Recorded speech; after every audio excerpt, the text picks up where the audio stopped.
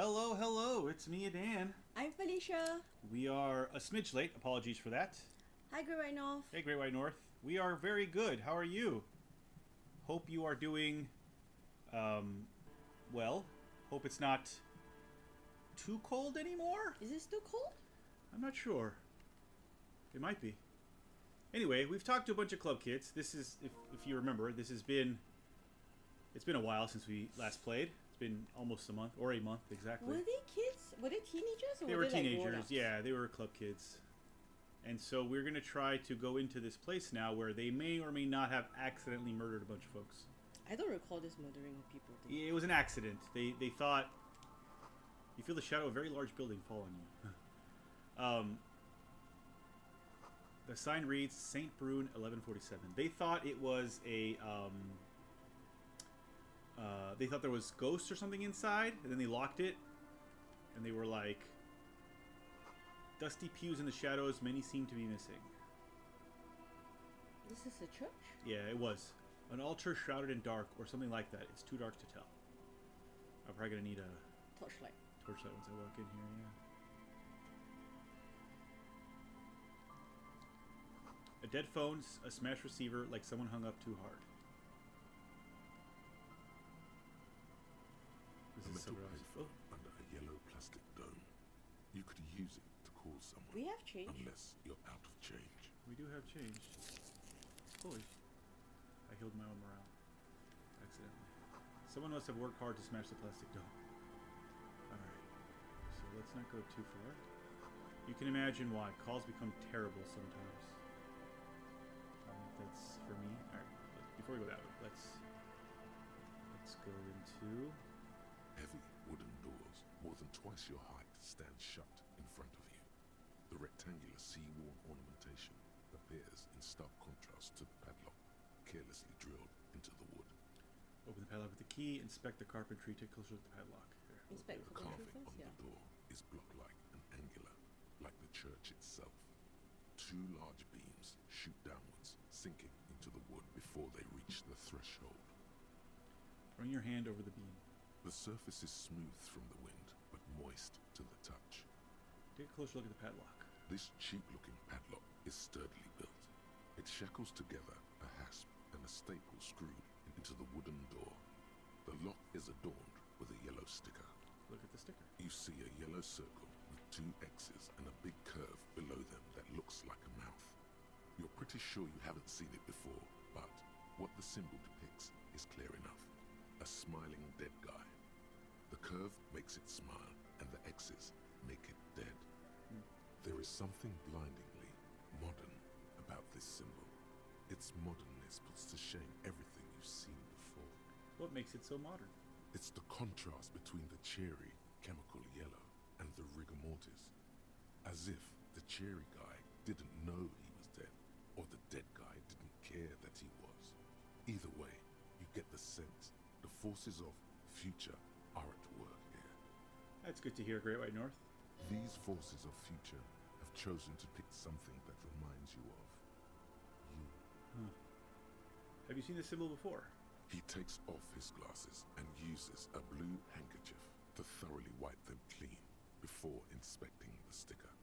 Then he looks up, pauses, and replies. No. What does it look like to you? Looks like a dead man smiling. Suggests junior delinquency. What is junior delinquency? Okay, or what it suggests of a junior delinquency. Okay, yeah. I haven't seen that sticker before, and I'm not a youth. I agree it's very modern, but does the cheery guy not know he's dead, or does the dead guy not care that he is? What is the source of the irony here? That level of conceptual thinking is not part of my skill set. I can interface. I have an even chance. Try to peel off the sticker without ripping it. Oh, but I can retry it, so... Yeah. 15 is not bad. There's nothing Yay. like the sound of a sticker unpeeling. Now it's stuck to your thumb. Put the sticker in your ledger after the last entry where it belongs. Put the sticker on your ledger, right on the cover. Shake it off your thumb and throw it in the wind. On your ledger. On my ledger? Or in my ledger? On my ledger, I think. Voila. Looks very modern. And I gained experience. And I leveled up. You're part of the future brigade now, and so is your formerly humdrum ledger. Neon, baby. Open the padlock with the key. The lock turns easily. You hear a click as the shackle pops open. Let's go. The lieutenant nods at you. Pull on the doors. As you do, you hear the echo of the doomed commercial area. Its black halls and dusty machines. Then the feeling passes. A great whoosh of air rushes into the dark innards of the church, as though rushing to fill a great vacuum in the heart of the city. Whoa, look at that. Wait, where are we? Whoa. It's glass, There's right? a lot of stuff in here. A strange stillness fills you as you look ahead. You should walk here, not run.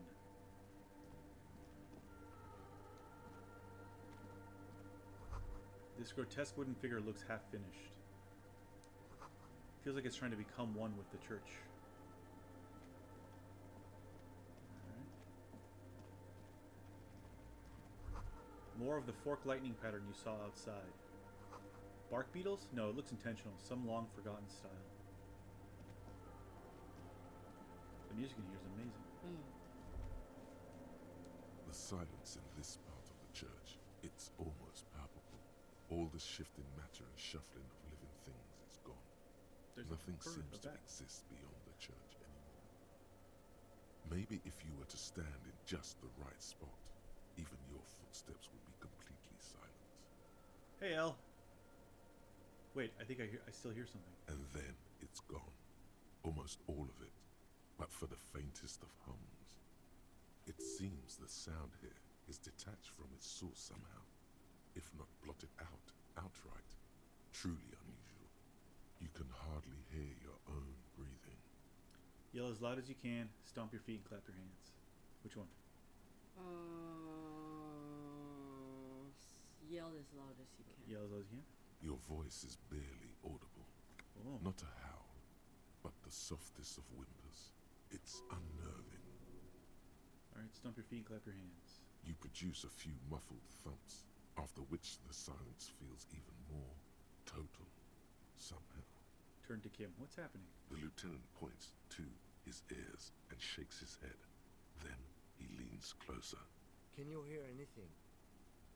Almost nothing, and it's beginning to worry me, or not really, but it's extraordinary. I've never experienced anything like this. Can't hear shit. 2, I guess. I'll do 2.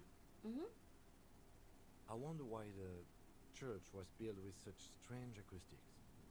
His detached tone conceals Yeah, how why would it need to be? uncomfortable he is. Maybe the church was designed this way to prevent boisterous activity, singing and dancing on Maybe its premises. Maybe they wanted to discourage singing and dancing, or, hey, what if it's something paranatural? Or, it's probably nothing, just our imagination. Or, whatever it is, it's definitely real. Something odd is happening around us. How about this number 2? Hey, what if it's something paranatural? Or 4? 2. 2? Please, detective, not this again. He's trying to act dismissive, but at this particular moment, he's more open than usual to the idea of paranatural phenomena. Look up into the bell tower. The orderly rows of ceiling panels become barely visible, then disappear completely in the darkness of the tower overhead. Perception sight. Try to see beyond the shadows. But it's a red check. If I fail it, and I'm quite low. If I fail it, I fail it forever. What if I don't want to know what's up there? Can I scum save here? I'm gonna scum save here. Because I would like to... Oh no, I can't. Hold on. Okay, what if I don't want to know what's up there? The silence, the darkness, they've enveloped you as in a cocoon. You cannot move anymore. Relax. It'll be okay. Oh! Oh no. It's not gonna let me. Oh dang! It's not gonna let me scum save. Alright. Here we go. I'm gonna fail this. Okay. It's 8. Can we increase any of our... No. Oh. Yeah, fail. But we did. It did heal us for some reason.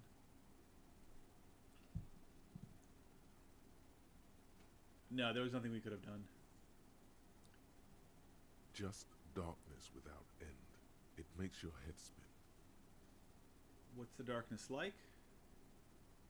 filled with vague shapes of woodwork, the sense of a great height. It's like you see your own face reflected back at you in vanishing geometry.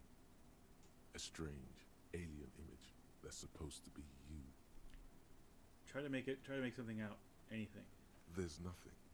You're dizzy and disoriented as you see dark and more dark rising. Officer, what are you looking at? He follows your gaze, attempting to see whatever it is that you were seeing. Blink. Oh. There's something up there. You see something hanging from the rafters, looking straight at you with dark eyes. Maybe it's possible to talk to it. What the fuck? The bowl is filled with water. A live wire runs directly into it. There is something up there. Hold on. Blackboard is filled with complex equations. They look recent. 2 decks of reel-to-reel tape spinning on empty. A portable Harman Waushi tape recorder. It is possible it's recording something? Someone's siphoning electrical current from outside into this antenna. A machine stands in the corner, watched over by the figures on the stained glass. Oh, it's one of these window. things. It's turned on and quivering with soft electricity. We saw this in the basement. Another radio computer. And this time it's already turned on. He seems cautious around the machine. These machines sometimes harbor traps, he thinks, alarm systems and the like. Let's be careful. We should leave. I doubt this place bears any connection to the case. Yes, but this machine looks just like the one in the Doom commercial area. Wait, let me just investigate it. You're right, let's get out of here. Let's do that first one. It's also quite similar to the one we have down at the station. Must be the same model. So like the machine's framework, careful not to touch anything. A quaint little box of radio waves. Wait, let me just investigate it. Sit behind the You computer. see fluorescent play and print buttons on the keyboard. A hatch connected to the central compartment is wide open. The lieutenant says nothing. You see the machine's glowing frame reflected back from his diamond-shaped glasses. You're free to proceed. It's not diamond-shaped, they're circular. Look inside the compartment. Behind the hatch sits a cube-like crisscross of filaments, smoldering in the dark like fireflies. Silver tape on the side says, in black marker, log, February to March. Another filament memory. Press play to talk with the repeater. Okay, here we go, press play. The speaker comes to life. Static seeps through the machine's planar magnetic driver. An old lady greets you. That's the same one. Her as voice before. sounds 100 years old. Good afternoon. Fortress accident on Saint-Brune. This is the East Insulindian Repeater Station 1. Please repeat. Is this the personal log? Yvonne, it's me again. How are you? Good, thank you. It's not clear whether she recognises your voice. Is this the personal log? I looked inside the core, but the tape on the filament just said log February, March. Fortress accident, like the one in the commercial doomed area? I have 2 machines registered to this company name in Martinez. One on Saint-Brune, the other on Rue de Saint-Ghislaine. Saint-Brune. That's the church. And Rue de Saint-Ghislaine? That's the doomed commercial area. Anything else I can help you with? I looked inside the core, but the tape on the filament just said log Feb, March. Good. Please repeat the password. Let's look around. There's no use trying to guess the answer. Okay. Received. I will register this login attempt. That sounds bad. A login attempt. Something a criminal would do. Fortress accident. Is there anything else I can do for you today? Thanks, but I'm finished with this call. Goodbye, Fortress accident. She says as her voice disappears into a world of static. The machine's keyboard is still illuminated, revealing Still print. fluorescent play and print buttons. Nothing happens. Oh. Okay. Alright, well let's try and find the... Oh, money. I will take that, thank you.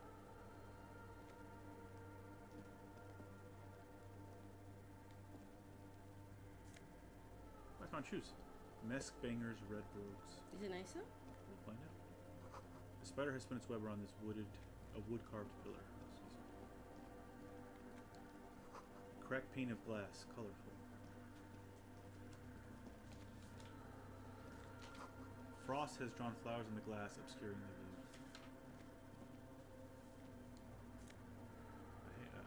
Checker. Mess banger's silk scarf.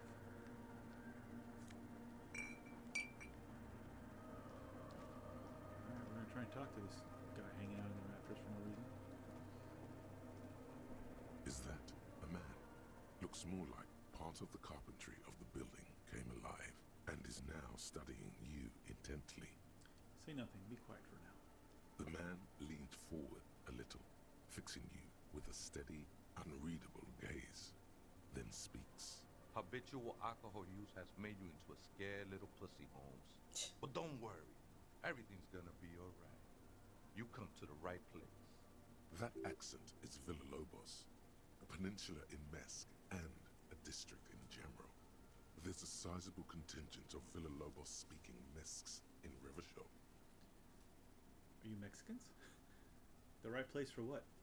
Here you can receive the mother's love. And when you're ready, she will take your hand and lift you out of the despair at the bottom of that bottle. This man is obviously a habitual narcotics user. Do we really need to question him? I'm put off by this religious stuff, he thinks. And maybe the ceiling climbing, too. It's all very hard to square with the lieutenant's own view of reality.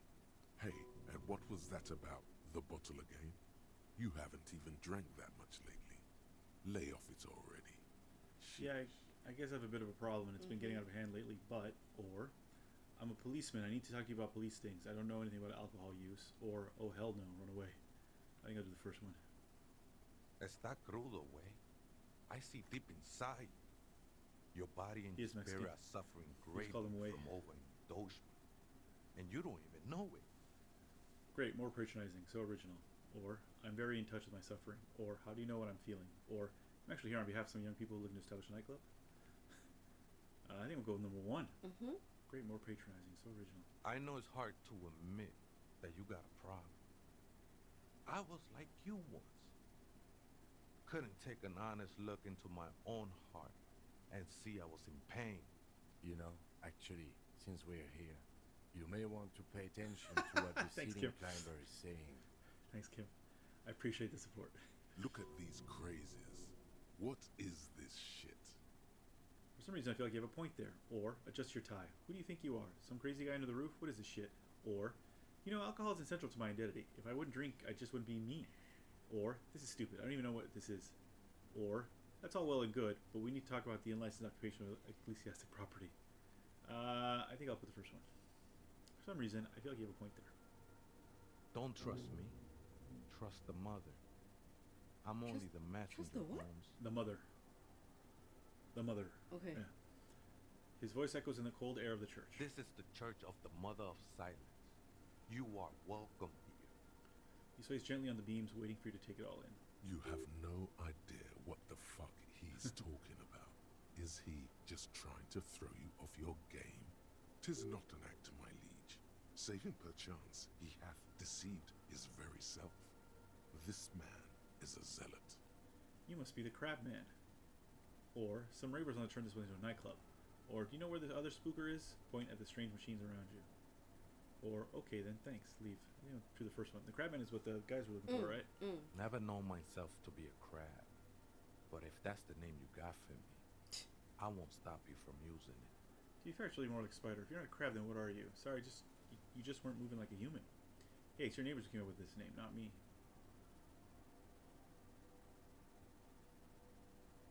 Which one?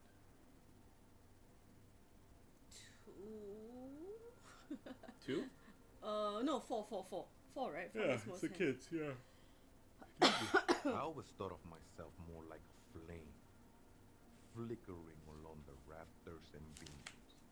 He pauses. It may be that I gotta work on my technique. That's not the only technique he's working on.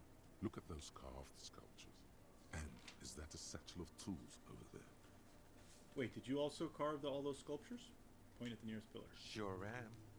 Whittling wood used to be something I just did to busy my hands. Now I use those same hands in service of something greater than my own restlessness. Rub your chin. You've got some nice curves going there. Or squint your eyes. These seem a tad derivative. Or you're promoting the objectification of women with your reactionary depiction of female bodies. Or honestly, I don't get it. All these figures look half finished. I feel that 4. 4? Oh no, 2. 2? Yeah. Do we want to antagonize him? Up to you. Yeah. Yeah? Alright. It's all just for the mother, man. No need to overthink it. Where were you before you became a crab man and a wood carver? I was in a gangway, but my memories of that time are faded. Most of them are already gone. Shake your head. So many people losing their memory. A certain portent of doom. I lost my memory too, and it haunts me. I lost my memory too, but I like it. It's like I get to create a whole new me, start again from scratch. Or, so you used to be in a gang, but you don't really remember it? Sounds convenient. I think this one. No, man. You gotta let that shit go. Then the mother's light touch will fill you with rapture. Do you remember your name, sir? The lieutenant is not particularly interested in this information. He's just trying to assert some control over the conversation. Tiago's my name, but those syllables don't mean much to me these days.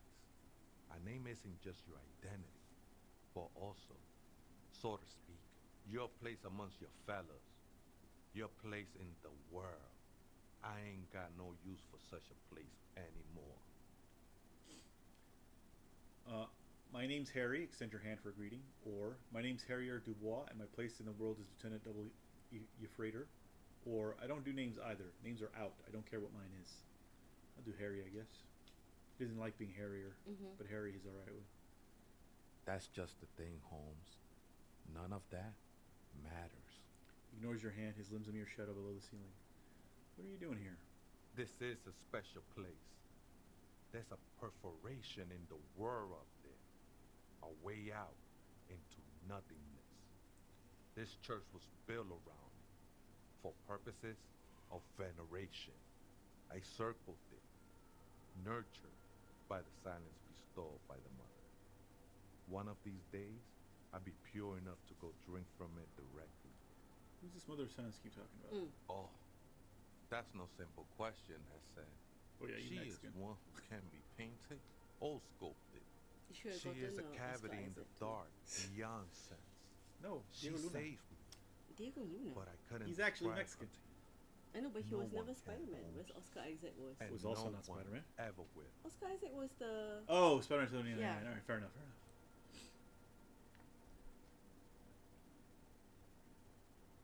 What will happen once you drink from this perforation? I will be incinerated, but not destroyed. Finally, I won with the state of the world before reality began. That sounds a bit like substitution behavior, no? You know a thing or two about that. You sure you didn't just switch one drug for another? It's not like that at all, man. It's just faith and joyful service. Too gleeful, those words. He is lying. Not to you, to his very own self. Faith is a kind of drug. I heard that before, Way. And I know I can't convince you on the spot. But think, when's the last time you woke up from silent communion with a hangover, regretting what you did last night? There are drugs darker than alcohol circling your system. We can say we can only do one of these. I guess you have a point, or let's agree to disagree, or I was being insensitive. Sorry, let's move on. I think let's agree to Yeah, disagree. let's agree to disagree. I know it will take time. Don't sweat it. I still don't understand what you're doing in the I know church. it will take time.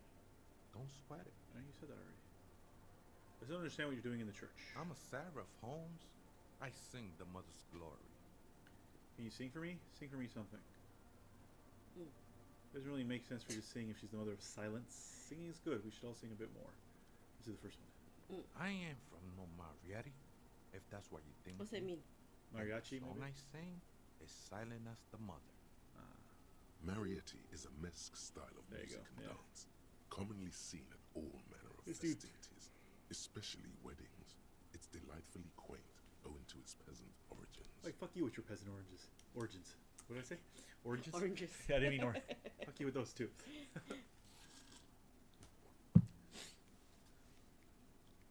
How did you even find this place, this church? Hard to say. I think I did some construction work here, back when I still had material worries. Up there, I realized what the true purpose of the church was. Been spending a lot of time here ever since. The past is nothing to me now, eh? It didn't belong to me. Okay. Are these yours? Show him the scarf and shoes you found lying around. I think they were. A long time ago. I had to shed them like skins to get closer to the center of the silence. You could have them. I don't need them anymore. Okay. Right, I had other questions. The sinewy figure lingers on the wooden beams, blending into the shadows. You've been here a long time. Do you know why the church was abandoned? Police raid a while back. He responds, his voice suddenly flat. Did you witness it? Not really. Or at least I don't remember much of it anymore. The mother's love has done its job. That's what's so great about the mother. It lets you forget about everything. I mean, that sounds like a drug, my guy. Alright, so my final questions are, some ravers on turn this place into a nightclub, and do you know where the other spooker is? Point at the strange machines around you. I'll do both of them, obviously. But The ones in the tent outside? Right? I see them. Guessing they're the ones who call me a crab. Probably scared of me. wait, do they have reason to be scared? Nah, man. They look pretty funny. And I don't harm no one anymore. Anyway. Though he used to, a long time ago. So what do you think about the nightclub, that is? Why not? They wouldn't bother me none. I'm usually way up there, imbibing. Ain't no music on earth that can reach where I go. Might even be nice to have some company. He said that in spite of himself. He's more attached to the human than he'd like to think. Okay. Do you know where the other spooker is? Point at the strange machines around you. Other spooker? Oh, esa viejita es muy estudiosa. What's that mean? That Don't little know, Holmes. that little old lady is very studious, is what that means. Esa viejita, that little old lady. Yeah. Oh no, sorry. He says, esa viejita, that very studious old lady, little old lady. Excuse me. Not that she studies, that she is. He laughs. Don't know, Holmes. Viejita is grandma? Wait, so there is another person living in the church, and it's a viejita? Viejita doesn't necessarily mean grandma, by the way, guys. Hold on. That older person? Viejita just means a little old lady. Abuelita means a grandma. Or abuela also can. But usually we say abuelita because it's nicer. Technically, the ita ending means little. Like, that's what it means, like little, or like Toñito would be little Tony, right? So even if your grandparents aren't actually little, and usually when you're a kid, they're not, right? They're much bigger than you. But you still call them that as a form of affection, I guess. It's like an affectionate, yeah. So I always call my grandparents abuelito and abuelita, even though they weren't little, right? Like, especially when I was growing up, they were obviously much taller than me. It's just like, you know, when you say like Xiao Huang or whatever, it's just like it's a diminutive. Yeah, But correct. it's just to denote affection. Yes, connote is correct. Yeah, connotes affection. That's correct. Yeah. All right. So wait. So there is another person living in the church, and it's a viejita. No. I just call her viejita because of her clothes. She's actually quite young. He scratches Or his head. maybe not that young. Age is just one of the many masks we wear. And you don't know where she is? That's what I said, Holmes. How can you not know that when you both live here? Don't really follow her comings and goings. Just see her typing on her computer now and then. We got different interests.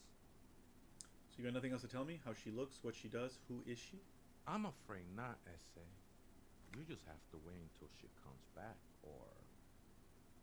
He shrugs. Have you by any chance heard the viejita say the password to her computer? Too many times, Essay. You need it for something. Surveys are a good way to fish for personal information, especially in the name of public safety. I'm doing a survey of passwords and passcodes, identifying original trends in the interest of public safety, of course. Just tell me what's the password. Step closer. Yes, it's for a first-degree murder investigation in Martinez. Honestly, I just want to break into a radio computer and see what's on it. So which one? Which one do you think is gonna get me? I'm thinking 3. Yeah, because The first one seems ludicrous, even though that's what drama told me to do. 4 also is interesting. Yeah, 4. I mean, 4 is probably the actual truth, and then the second one just seems like I'm trying to threaten him. Yeah, so I think the third one. Okay. The lieutenant raises his eyebrow, but doesn't say anything. Don't sweat it, Vato. The password is afterlife death. That is true. But what comes after death? Why you think of that? Makes me almost pity La Nidita Pequeña The little nihilist. when I hear it. So what was it again? Afterlife death. Okay. All right then. Thanks. We're done. I think we're done here, S.A. The figure crawls off in the darkness above. Whoa. That was an interesting conversation. However, I'm still not sure how it's relevant to our investigation. Kim, you have got to look. Oh, let me save. We will go that way in a second, but first, we have a password. The machine's keyboard is still. The speaker comes to life. Static seeps through the machine's planar magnetic driver. An old lady greets you. Her voice sounds 100 years old. Good afternoon. Votre accident on Saint-Brune. This is the East Insulindian Rapid Station 1. Please repeat. Is this the personal log? Let's try this again. I think I may have the right password for the personal log. Good. Please repeat the password. Afterlife, death. Good. I have unlocked the filament. After ending the call, please press print to access the filament. Votre accident. Is there anything else I can do for you today? Oh, done. Goodbye, votre accident. The machine's keyboard is still illuminated. Press The print. printer prints out a long text document with dated paragraphs. It looks a bit like someone's journal. Need to print The it. first entry, made on the 4th of February, 51, by an unknown author, is short and concise. Arrived at the church. The door was boarded up, so I used the crowbar to get inside. Looks like the place has been deserted. Nothing out of the ordinary, but I'll ask around. Need to figure out how to get the electricity in. The lieutenant leans closer, scouring the printout over your shoulder. Just as you finish reading, he looks up, muttering under his breath. 4th of February. That's over a month ago. Whoever set up those machines has been here for quite a while. Do you think this log might be connected to their case? Our case? No, I don't think so. It must be some local eccentric. Read the second entry. 6th of February, 51. Had a little chat with the local fishermen. Said I shouldn't go near that place, that the church was spooky and ridden with narcotics. It's a little spooky, all right. Still haven't figured out the electricity. See? Even one of the spookers themselves says it's unnerving. What was that about narcotics? This could prove to be interesting. Wait, narcotics? Look around the derelict building. I doubt that we can find any. It's just idle fishermen's gossip to scare away the kids. He looks at the stained glass window. Nothing spooky about this place either. It's just abandoned and cold, and in an awful part of town. Then why doth the lieutenant protest against spending time here so often? Read the third entry. 7th of February, 51. Finally got the electricity in. Next on the agenda, a new antenna. I'm thinking ESCA series, something advanced.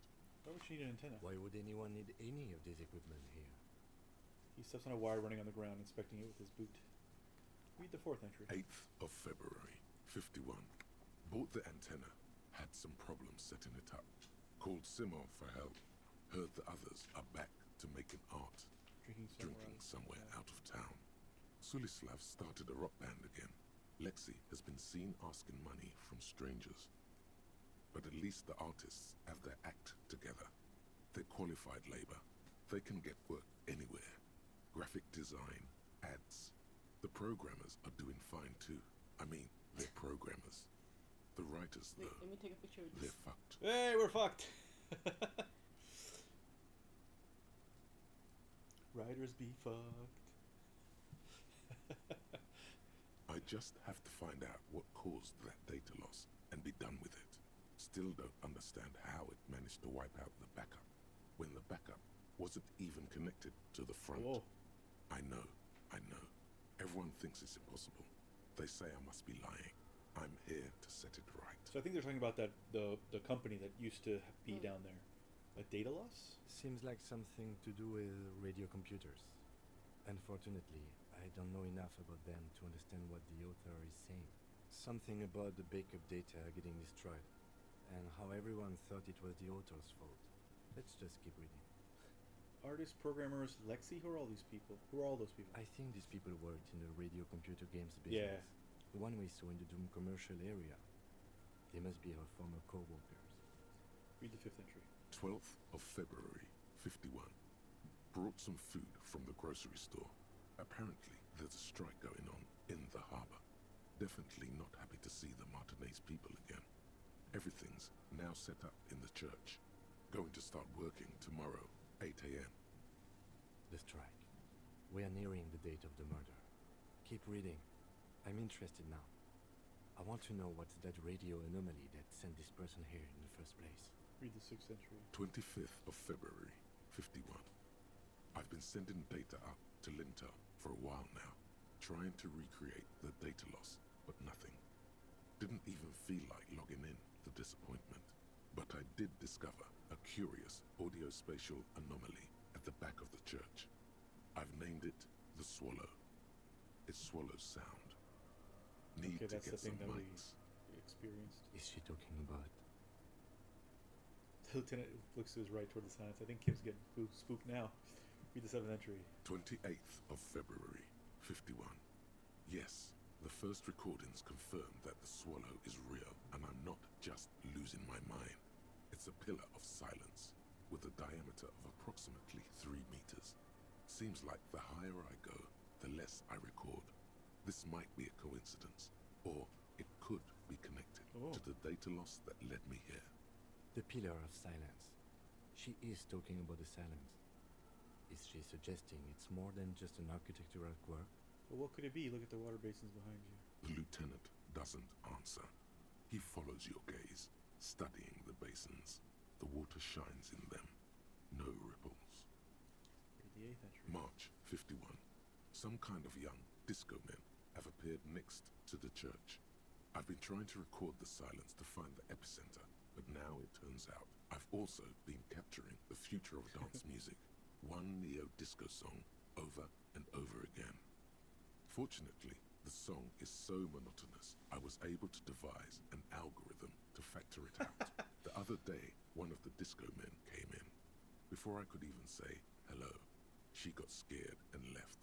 Good. I don't want anyone distracting me from my work. She must be describing herself. The girl on the ice? Sounds like her, yes.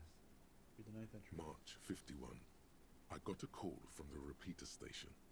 Someone has tried to access That's the us. radio computer in our old office in Martinez. Can't do anything about it. The storekeeper still doesn't want to let me inside the building.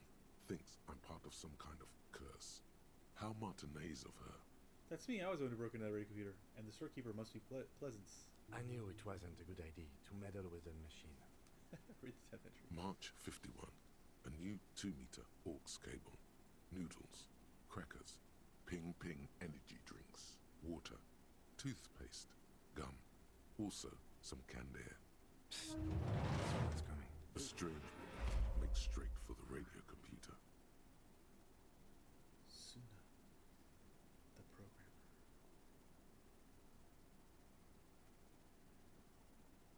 She doesn't seem very surprised to see us. Breaking into my radio computer, I see. She glares at you as she holds down the off button for several seconds. The machine reboots. I do apologize for the intrusion, madame. We are with the RCM, you see. We're here on the side case representing certain music venue organizers. We're not just breaking in. I'm pursuing a mysterious lead searching for my lost identity. One, I think, One? right? Yeah. Okay. Well, you won't find any music venue organizers here. She barely looks up from the keyboard. You hear the machine whir back to life. It's just me and my computer, and it has been this way for weeks. Now please give me some room. I need 2 seconds to see that you haven't destroyed anything. We should talk to her after she has rebooted the machine. Okay. We'll wait. Let's hear. silver and apricot faience, the young mother of humanism stands above you. A crack runs across her body. She is impossibly tall, oval-faced and sad. A dark and radiant majesty. Her lungs. The glowing thing is her lungs. In her chest. Yeah. Seems high for lungs. I mean, the only thing it could be is her boobs. I don't think it's her boobs. Yeah. This is her innocence, Dolores Day. Oh, it's not the Mother of Silence, is it? Cradled in her arms are a pair Ah, of it is glowing lungs. lungs, clearly visible from underneath her flowing dress. You should kneel. No.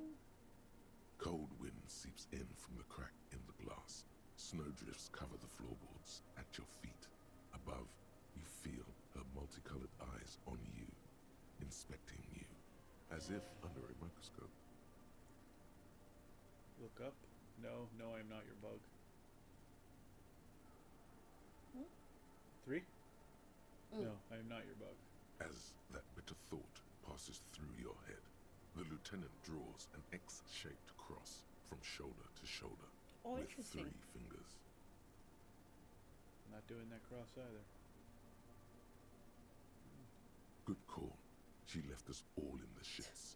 Don't give her a single thing. Just stand there in the apricot-colored light of the window, secretly grinding your teeth. The woman smiles her distant smile, unmoved, struck in half by the crack in the glass. Serves her right. She only cares about her sovereign's orb and her silk robes and getting to the aerodrome on time. To leave.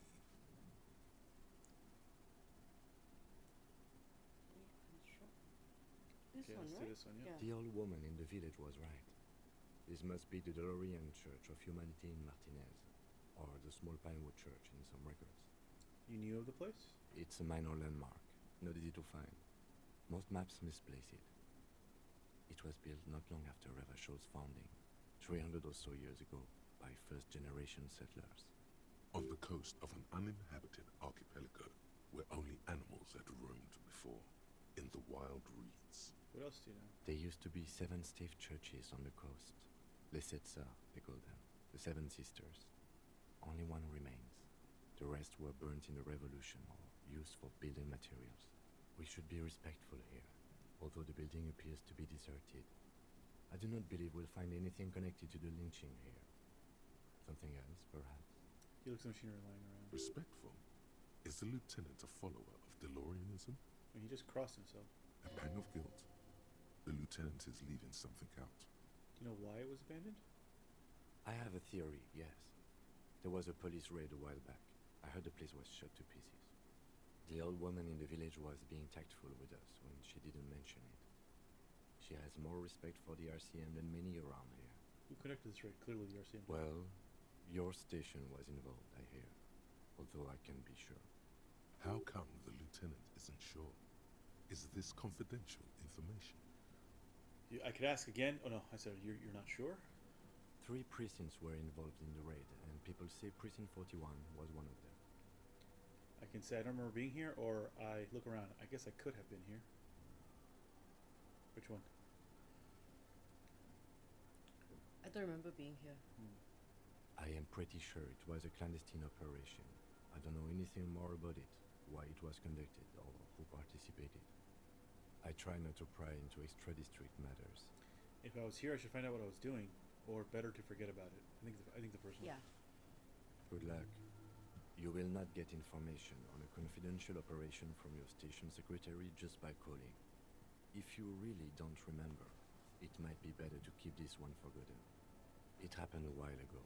It's unimportant to our business in Martinez now. Kim, are you a follower of Delorianism? Yes, we all are.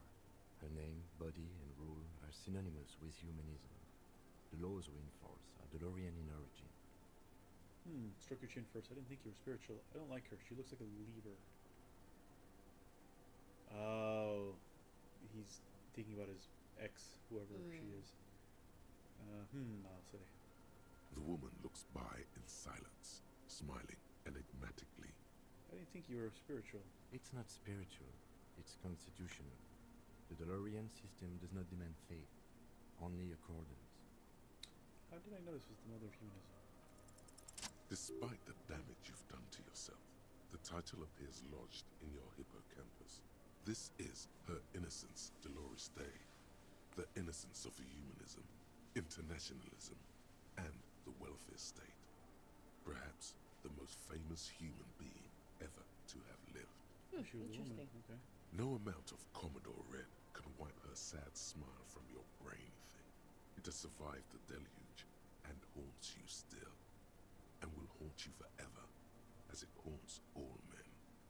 Wait, what exactly is an innocence? I've heard of the system. The highest category of historic individual, an embodiment of the world spirit. A ruler? A tyrant? Which one?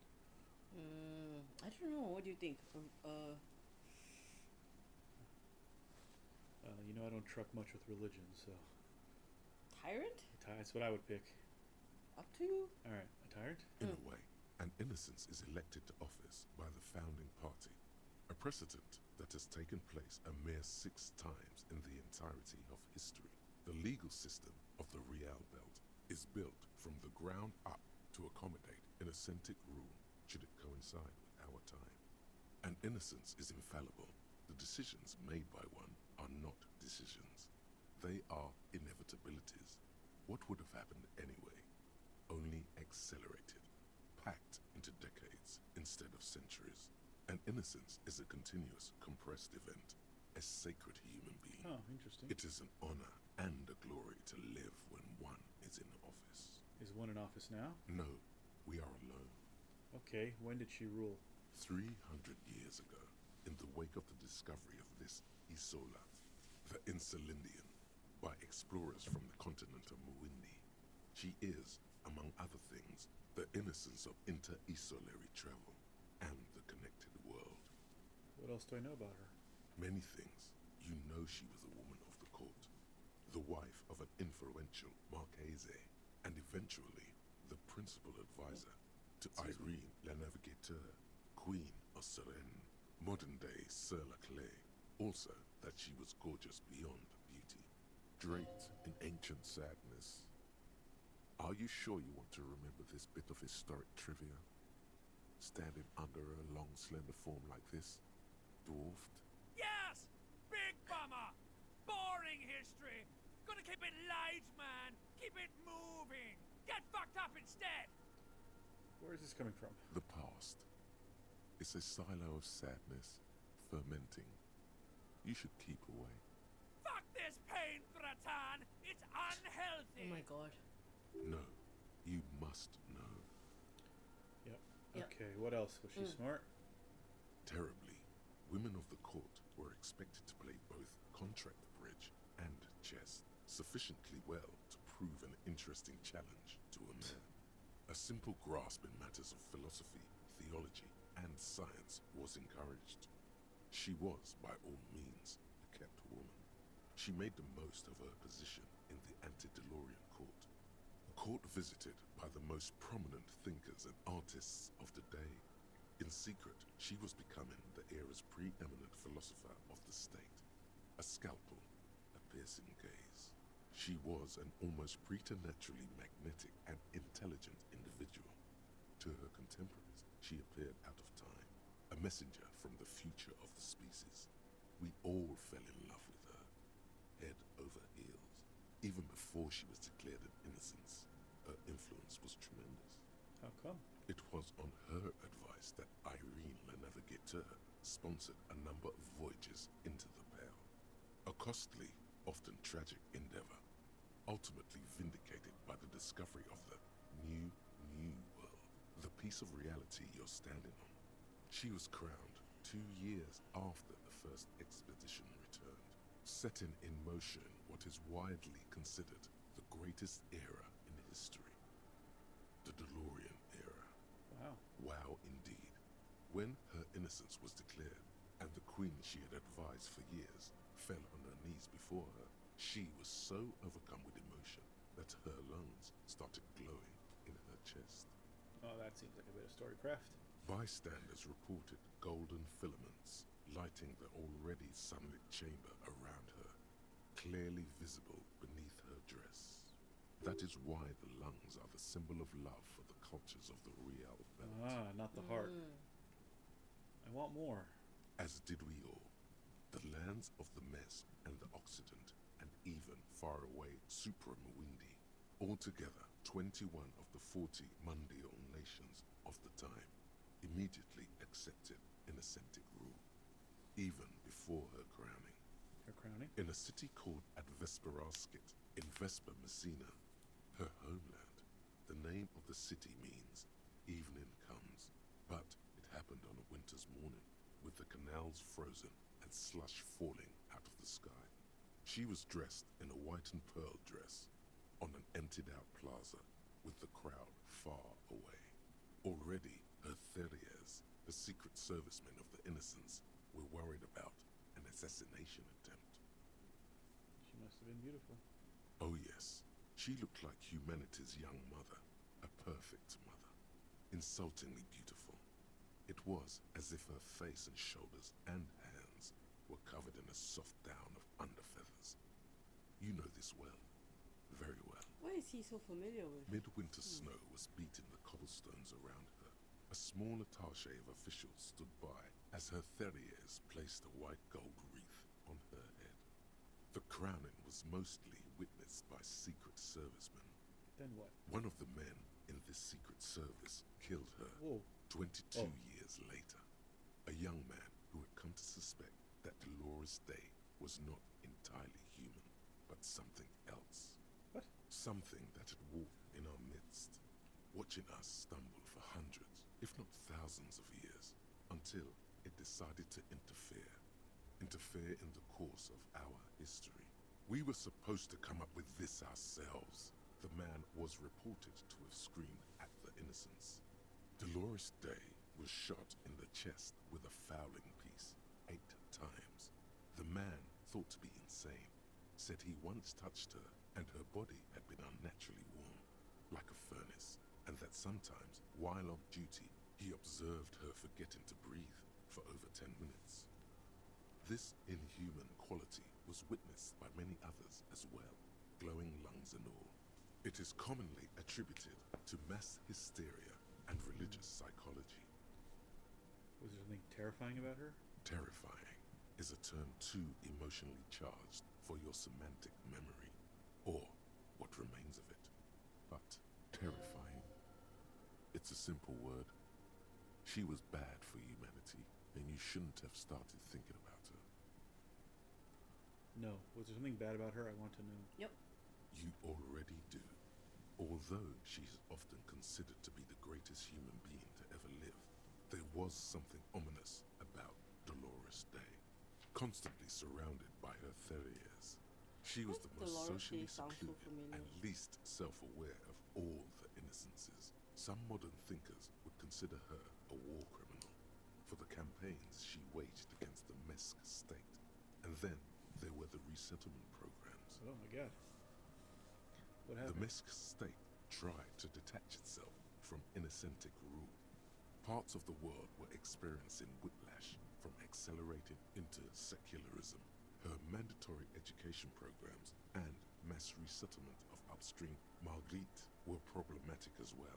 Dissenters were suppressed by a military force she called the Army of Humanity, Yeah. suggesting those who fight against it are not part of humanity. She adored chess, yes, but also military war games. Dolores Day often holds a tiny tin soldier between her index finger and thumb in icons such as this. She was also blonde, the blondest woman you have ever seen, with green eyes the color of the Pacentic, mare interregnum. I think because day, like, is I think means God in Latin. So like, Like Opus Dei. yeah. Little is known of her Marchese husband. It's as if he vanished from history after completing his role, which was to introduce Dolores Day to court.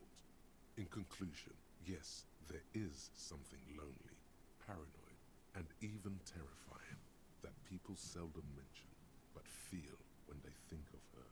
This subtle terror is part of her iconography. Lieutenant Yefrater, you've stood there for over 5 minutes. The lieutenant's calm voice echoes in the cold air of the church. What are you thinking of, if I may ask?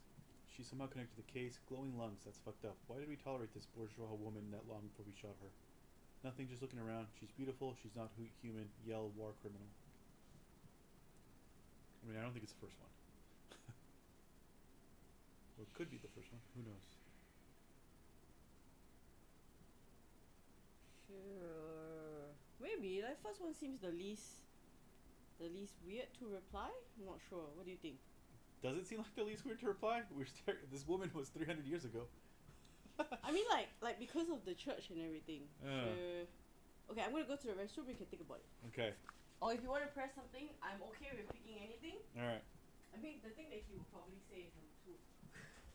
Yeah. Let me look at this stuff that we've apparently got here. We do have 2 skill points that we can use to level up at some point.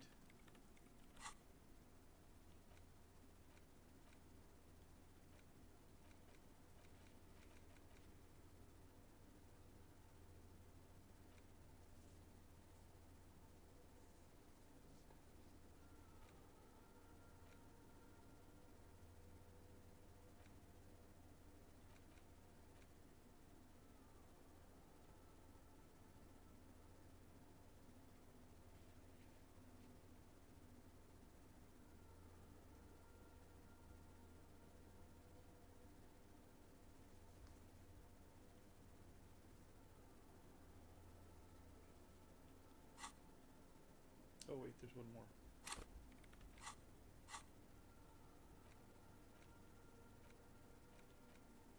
Oh, I can unlock another one.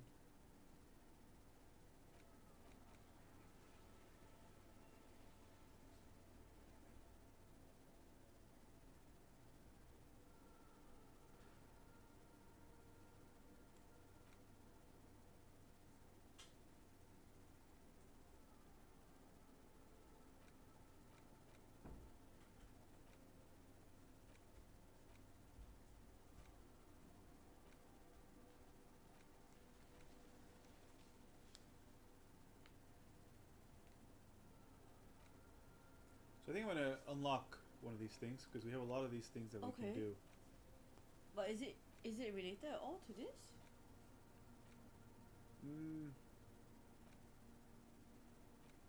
Not now. But it might be helpful later.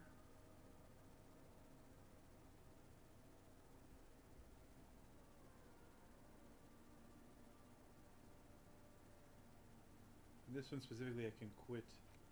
Yeah, alright, so I'm going to unlock one of these things. And I'm going to internalize Wasteland of Reality. So that after the 20 hours, we can be free of booze, one hopes. There we go.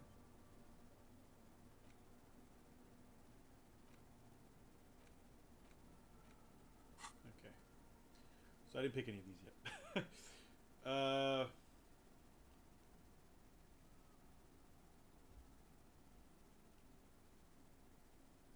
She's not human? She's not human? Let's go, she's not human. Okay. He takes the glasses off to clean them, then after a while he says, This church, the coast in general, we shouldn't linger here.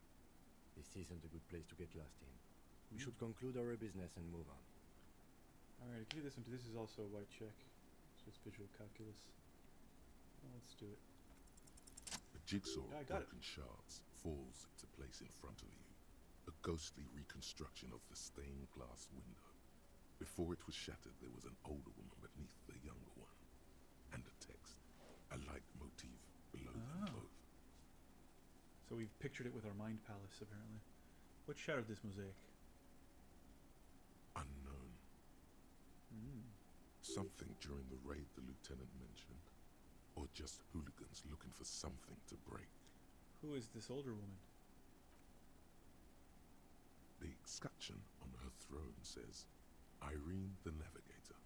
She is depicted as an older woman wearing thick-rimmed eyeglasses, holding a golden rights apfel in one hand and a scepter in the other. This is the queen her innocence day advised. Above, she herself is whole. Small figures of wise men, common men, Worshippers walk up the stairs to stand at her feet. Secret servicemen, 30 years, stand in a row guarding her. It must have taken years to produce this work in all its dizzying detail. The motto, what does it say? Below both women, in luminous black letters, après la vie, mort. Après la mort, la vie de nouveau. After life, death. After death, the new life. After life, death. After death, the new. My Latin isn't great, but my Spanish is very good. And actually, that's also French. It's a weird mix, I think. It might be French, actually, now that I think about it. Mort is French for death. Like La Mort d'Arthur, right? Yeah. And then, along the left side, après le monde, la gré. Après le gré, le monde de nouveau. So after the world, the gray? Yes. After the gray, the world, the new world. After life, death. After death, Oh, life again. life again. After the world, the pale. After the pale, the There you world again. This is the great leitmotif of humanism, a summary of the effect of the discovery of this isola, the insulindian, on human thinking. A tremendous sea change, akin to finding life after death. Okay, Lieutenant, this used to say after life, death, after... Death. Life again. After the world, the pale. The After pale. the pale, the world Yeah, again. so they talked about that. So the pale is something, like almost like a barrier between. Yeah. This exaltation is common in Dolorian sacralism. In the early years, it was even incorporated as the RCM slogan. No more, however. Why? It was deemed subservient to use a strongly moral intern-related motto. We already suspected of bootlicking. The sentence was also seen as too feminine. It was a macho thing. What is the RCM motto now? Justice, union, prudence, and force. Cool, not very feminine. I like the other one better. I like this. Puts the fear of God back in the fuckwits. I like the other one better. Okay. Yeah? So do I. Wait. I got a trophy. Alright, step back. The mother of humanism towers above you, a wax painting on a cracked pane of glass. Nothing has changed in her expression. Turn away. Oh, we learned a lot. Oh yeah, we have clothing. I forgot we had clothing. We have these fancy new shoes. Gives me a +1 to empathy. And the silk scarf gives me a +1 pain threshold. I believe this goes around my neck. Yes. Yes, it does. You look better already. Because it hides part of your face. It does. No, it doesn't. I mean, like but it draws attention from the face. What do the other shoes do? Oh, no, I think I'll wear the shoes. The shoes give me. I think I'll put the horrific necktie back on though, because it has some interesting things to say sometimes. I don't really need the pain threshold right now. I will at some point, I'm sure, but not yet. What does this shirt give me? +1 to conceptualization, but -1 to suggestion.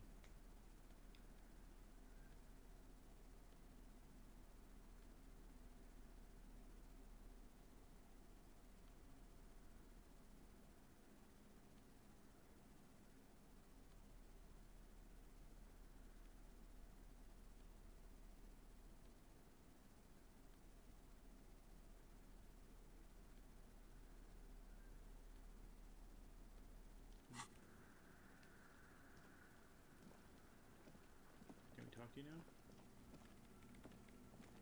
What is it? The window sill hunched over the keyboard, gently illuminated by the purring machine. I didn't break anything, did I? No, you just printed out my personal log and wasted some paper. It does not look like a big loss to her. Hey, are you the lead programmer of We're All Untethered by any chance? Yes. Or no. Not anymore. That project is dead. She doesn't seem surprised to be recognized.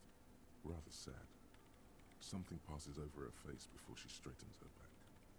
Sorry, but who are you? What are you doing here? I am Soona Luukkanen-Kilde, the former lead programmer of Fortress Accident and RSA radios. Did we I have over RSA 16 radios years of before? programming experience, and I'm proficient in both Vox and Orbis languages. It was in the Doom commercial. Remember that lady was like, "Oh, the bookstore lady was like, this place is haunted," and then we went in and we went underground and we saw one of these machines. Yeah. If you're not here to hire me, I don't really know how I can help you. Just turns back to the terminal. Did she say over 16 years of experience? She must have started programming when she was still a teenager. Have you seen the Crabman? No? But you know he's around. Yes. He's seen you. And the Crabman has seen you. Okay, it's probably not a big deal then. I don't care. I don't care about craftsmen. Ray looks up, now tinkering with the machine's printer. Wow, she really doesn't. Not afraid, this one. Why are there so many machines in this place? I brought them here. These are my machines. Please don't touch anything. Why do you need an antenna? I use the AR-1 as my RAIN prefect processing unit. Wait, what? RAIN prefect. My radio computer.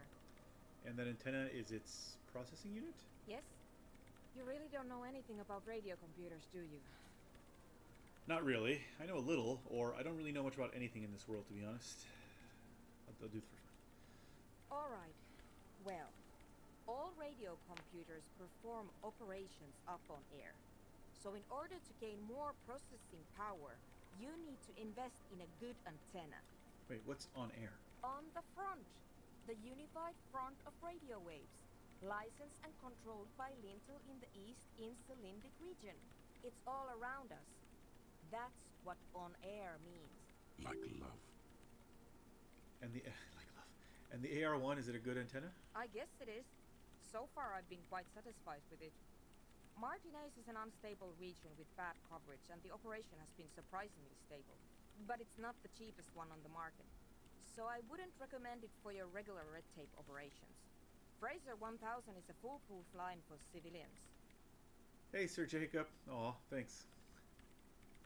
Good morning to you. Hello. Good Anyway, morning. you should do some research before you decide to buy anything.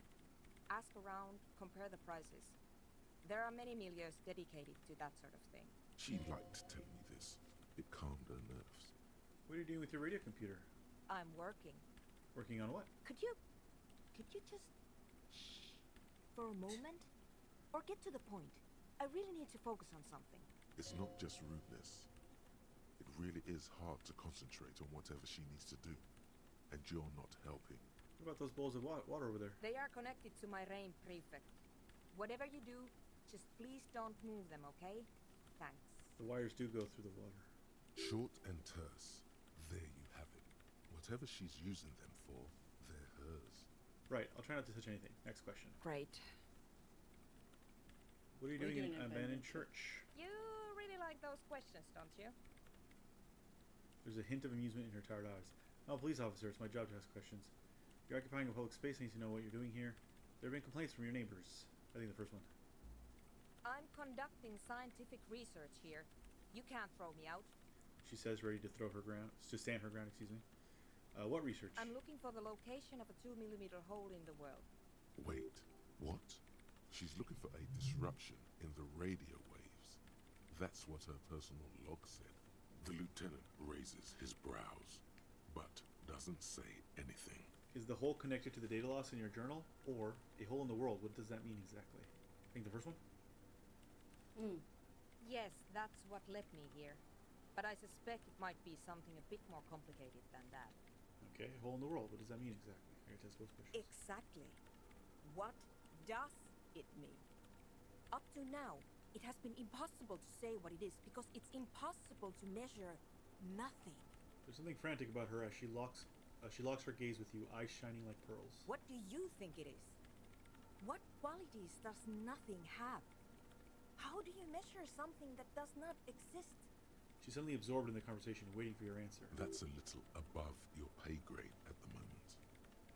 Hold on a moment. Does it mean we're now living in a world that has holes in it? Or, I can't even understand how we're talking about something that doesn't exist, let alone measure it. Or, I don't know. I'm not here for some science. I just want to solve a murder so I can go home. One or two, I think.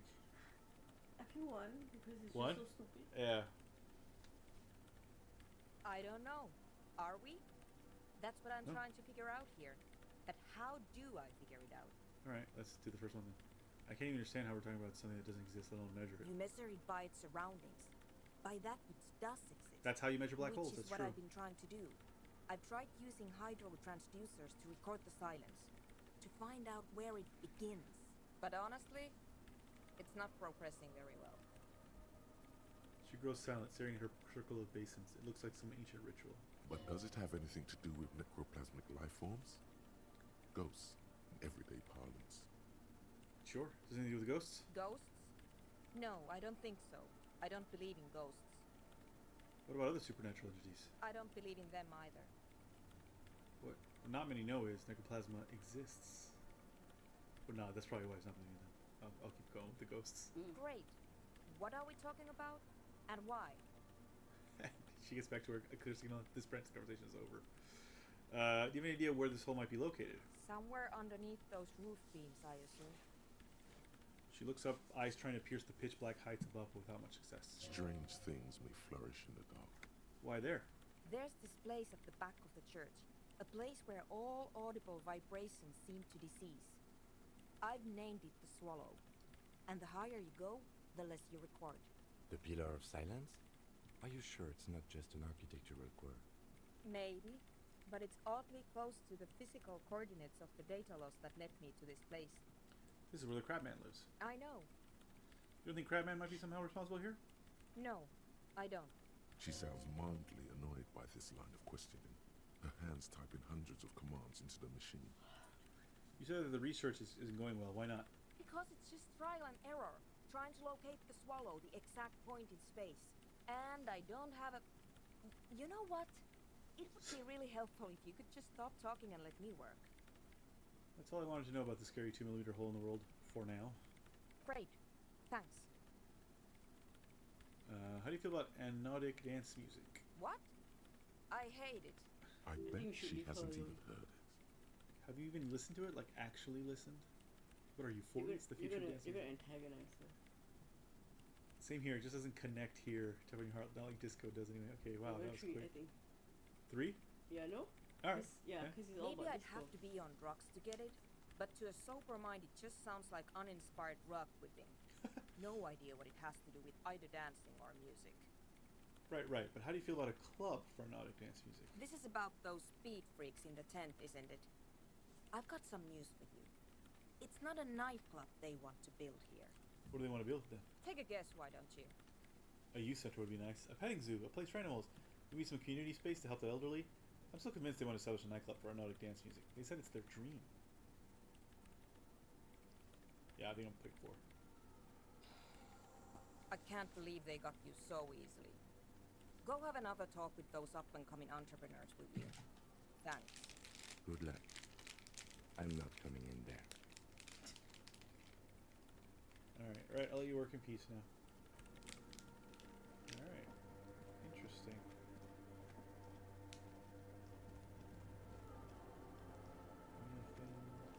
Anything else we need to look at or pick up or anything? No? We're done. Alright.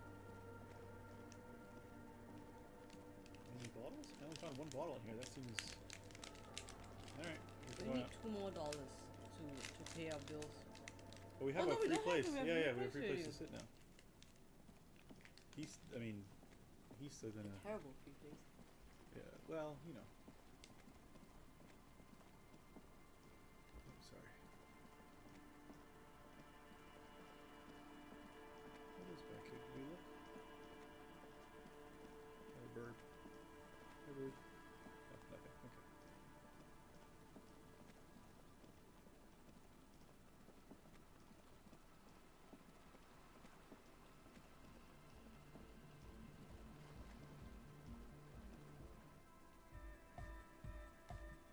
The young man with the tape recorder acknowledges your return. When he looks at you, he squints as though you were the setting sun. This is hardcore. Hardcore! Hardcore to the mega. Here comes the night. Back So I to the think- hardcore. Is it? It's hardcore. You're just gonna keep saying it's hardcore, aren't you? Skip Skibberdy, skibber danger. I am the rearranger. Oh my Your god. cop training did not prepare you for this. What to do? That was funny. Huh? I see you're here again. Off-sign, man. Did I mention getting us into the church would help? I saw a sticker on the padlock. Can you tell me anything about it? A sticker? You mean the yellow one? Can you describe it? Interesting. He wants you to describe it, though he already knows what it looks like. I mean this one. Yeah. Oh, wow. Right on your cop ledger. You like it? It's very modern. I'd like to learn more about it. You're right. It's the harbinger of a new era. What would you like to know? What makes this sticker? Yeah. Simplicity was brought to us by classical solarist modernism, but that was a tasteful, harmonious simplicity, right? Well, hardcore is not tasteful or outwardly harmonious. It's a warning shot. This will be dangerous. The echo of man's loss, haunting him. The sticker, the clothes, the music, same thing. You come with this by your stuff by yourself. Seems awesome. Not in agreeance. I think someone misspelled something there. My head is spinning. It's hard to keep up with the times. Alright, seems awesome. It is. And what is it supposed to be? The dead guy smiling. What does it mean? What is it? Why is that guy smiling? He defeated history. We Oh are my living God. in the age of history, and in the eyes of history, we are always already dead. How can we ever smile then? Because history is a lie, so are its deaths. Present moment and life are the hardcore. The hardcore expels death. Or maybe he's not dead. Maybe he's just really ecstatic about the beats. Or drugged out of his mind, come to think of it. One? Sure. Or drunk. Or in a clinical coma. Or glad to be I wish dead. Kim were here. But those versions suck. I think we've exhausted the subject for now. I guess one could write an entire treatise on the thing. But what for? What about now? Are the signs all right now? Nah.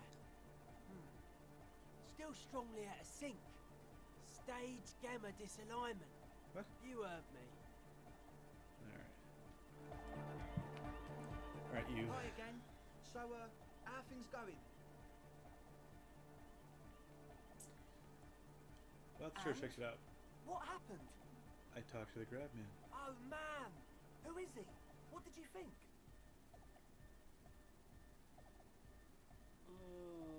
First one. Seemed okay, to be honest. Very spiritual. Really? Huh. Interesting. What's he doing in the church? Just preaching and praying from the looks of it. He clearly enjoys physical activity. Guy comes like a freak. There's something sinister going on under the building's roof. I think he's getting high or something. One, I guess? Yeah. No matter. Is he gonna be a problem? Yeah. Noid is right. Let's get back to the point.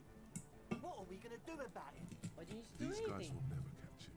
You will never catch him. There's nothing to do. He keeps himself physically active, thinks spiritual thoughts, and doesn't drink. Who am I to pick such a person?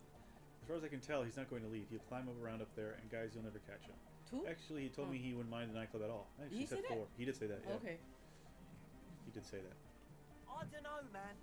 Doesn't it feel like a major hindrance to you? Yep. A They just smoky want guy to. climbing around when all the guests are trying to have nice, friendly hike Number 2. time. I think.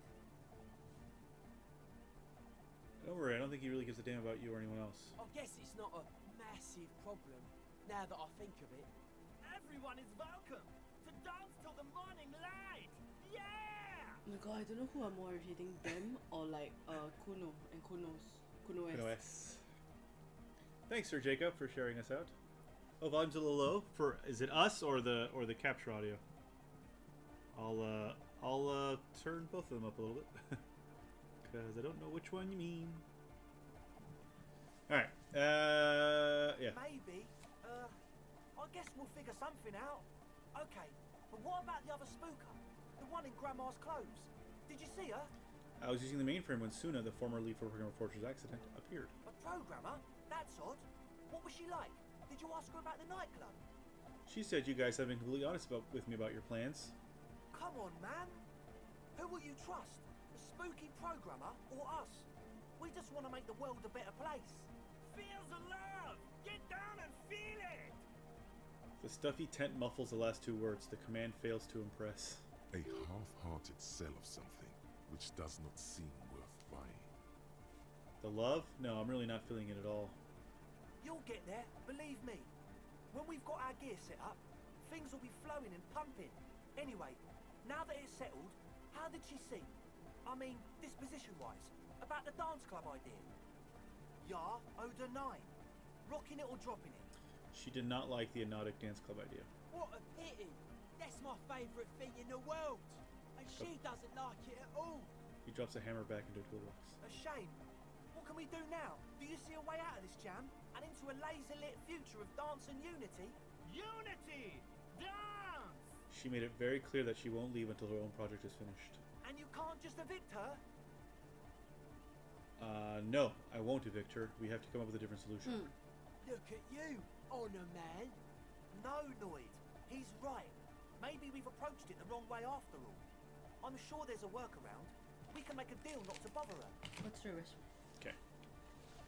If that's okay with her, we only want to get in the church and spread the joy and ecstasy of music.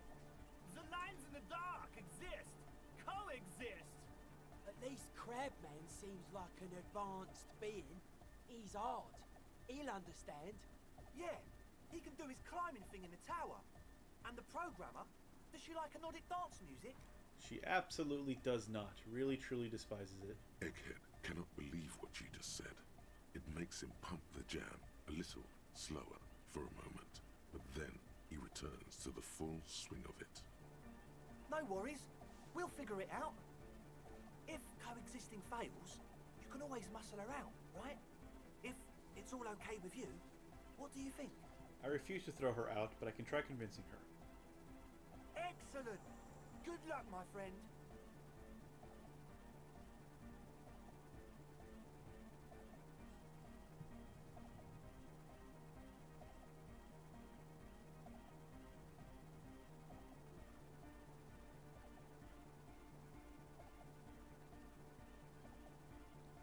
Can I make my logic? Oh, not now. Well, let me try this, and then I'll try the logic again. Then I'll try to see if there's anything that makes my logic higher. A number of Oh, things shit! don't add up. Let's take a look. I got it. I got it.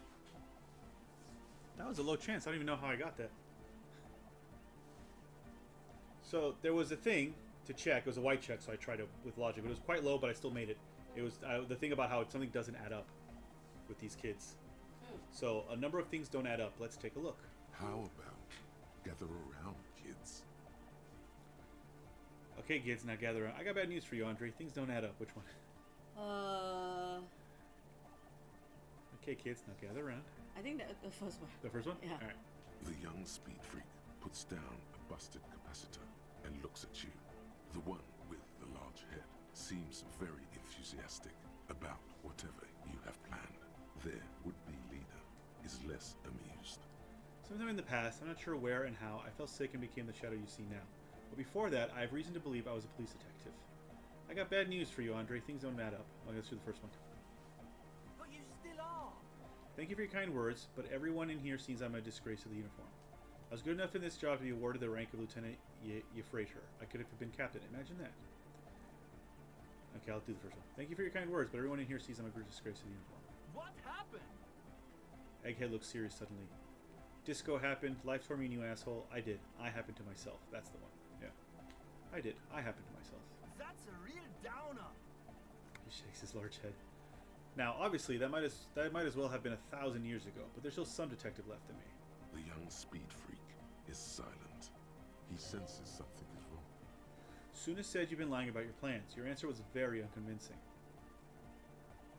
This isn't the makings of a club. It's a tent full of laboratory equipment for manufacturing drugs. So let's do the first one. Fuck, man. It's difficult to get along with some people, but we're trying to make an effort. We are on a mission here. This isn't the makings of a club. It's a tent full of laboratory equipment for manufacturing drugs. I have no idea how you arrived at that conclusion, but it's wrong. Look, we even have speakers. He points to the speaker. One speaker. They have one speaker. Where is his friend? Did you lose his friend? You have no headphones. Wouldn't a cell need her headphones to spin tape? The distilled water, cornerstone of a clean lab. Where's... I'll do the first one. What do you mean, friend? The other speaker. You only have one. It's a one-speaker system. It's monodynamic. You wouldn't know the first thing about sound reproduction in anodic music. Other speaker. This may be the brain damage talking, but you've definitely never heard of monodynamic or one-speaker systems. You have no headphones. Wouldn't a cell need her headphones to spin tape? What do you know about spinning tape? Nothing. I know you pawn them, likely for lab equipment and drug ingredients. I'm sorry, but there is no lab equipment and no drug ingredients. The distilled water, cornerstone of a clean lab. And of all cellular-based life, what's your point, Lawbringer? There's no need for me to pile on anymore, is there? No shit. In short, you tried to use a police detective to set up a drug lab. That's... Come on, that's... Preposterous, against the law, punishable by summary execution? Have you three? 3? Yeah. It's Just not. freak them out. His eyes are with fear. So, what are we going to do with Yep. you? What do you mean, do? There's resignation in his voice. He's almost ready to drop the act. It wouldn't take a lot of pushing. The optimal way to go about this would be indifference.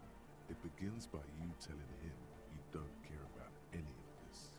We do this lawman style. First you tell me everything, then I pass judgment. You tell me what's really going on, and we'll work from there. I can be lenient. I don't really care. I just wanted to crack the case. Do what you want, and I'll do what I want. 2? 2, I think, yeah.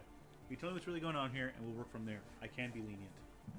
What do you mean by lenient? Not calling back up and hauling you all off to the pen, for starters. Haven't you heard? I'm the dirtiest cop this side of the river. I'll make life hard for you using every connection I've got. We'll see. Now speak. We'll see, now speak. Yeah. He thinks for a moment, then opens his mouth, but closes it again. Then finally raises his hands. Things are just way too hard for an entrepreneur in this city. It's not like we're not going to turn the church into the wickedest club in East Revachol. Because we are! We totally are!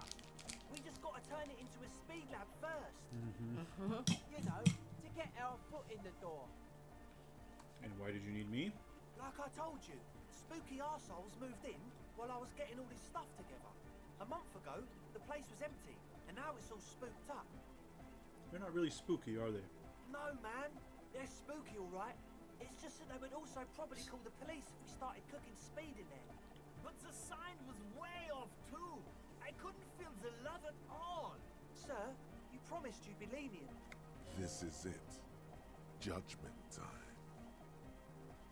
Okay, I'm not asking for a bribe. We can arrest them. Get lost. I don't want to see you again. This is clean. No speed lab. Just a club for hypnotic music. 4, you think? I don't know. Or 3? Report them. I feel bad for Estelle, right? Because she's mixed up with these idiots. 3? I don't What do you want to. think? Oh, let them do the club then. Let them do the what? The club? Proceed with the music then. Yeah. I think, yeah. Let's do this clean. No speed lap, just a club for hypnotic music. Yeah! The man smiled wide and to human proportions, his teeth beam in the floodlight. I knew it. Would-be leader drops his spiked head between his knees. It's impossible now. No, Andre, it's harder now. This hard cop has come to show us how much the fish is, and the fish is always so much more. We all know there was never going to be a club for hypnotic music with the Speed Lab. Now it has a fighting chance. What's that about a fish? There needs to be a club for hypnotic music in there. Needs to. Everyone hates each other. Everybody hates it here. It's all just drugs and we're slaves and I can't. We are running out of time. We need a win, Andre. I promise this will be a win. We won't cook speed in there. Aw. We'll do it clean. We'll do it true. We'll do it sober and real and beautiful. This will be a victory for the light. All right, Berlin Club Kid. Good on you. Yeah, you got chance in my heart, buddy. Right, let's call this incident crime prevention, but I have my eye on you. Okay, we'll try to do it without the drugs. He raised his head from between his knees. We'll do a straight club up in there, spinning the maddest reels, and nothing but. I swear to God. Okay, Egg? From here on, it'll be straight all the way. Okay. Goodbye, officer. Now, Stay clean, kids. are we... I see you're here again. Offside, man. Ugh. Did I mention getting us into the church? I already got you into the church. Well, I guess We're close. says the young man with the tape player and the large Boduero boots, lung-shaped trees sprout on his silver belt. Oh, lung-shaped trees. True, hard, full of car. Is it? It's hard car. I don't know what to say to that. Skibbity, skibbity. Your cop training. Okay, I didn't know that. Hold on. We're close. There's gotta be a right way. Full of car. Say nothing. Hard car. Still say nothing. Maybe this one. But is it? I mean, really? Yeah. This young man adds a capital G before the H in his YEGS and ARGS. This produces a guttural, Gotvaldian accent and makes him sound more animal, more in it. Or maybe it's not Gotvaldian. Maybe it's Oranese. Probably an homage to Oranje, where Arno van Eyck is from, judging by his name. Could you be listening to an Arno van Eyck creation right now? So this is the famous Van Eyck I'm hearing? You know about him? He moves his mouth, but sound doesn't come out. His eyes are the size of saucers. Looks like you've rendered him speechless. You know Van Eyck? Your friend Estelle mentioned him. Good, good. The Advent? Oh, still We're not. close. True, hard, full, hard car. Yeah. This young man, or maybe it's not Gotvaldi. You know about? You know Van Eyck? Yeah, I'm a major Eichhead. Wow. The skinny wraith looks at you with some disbelief.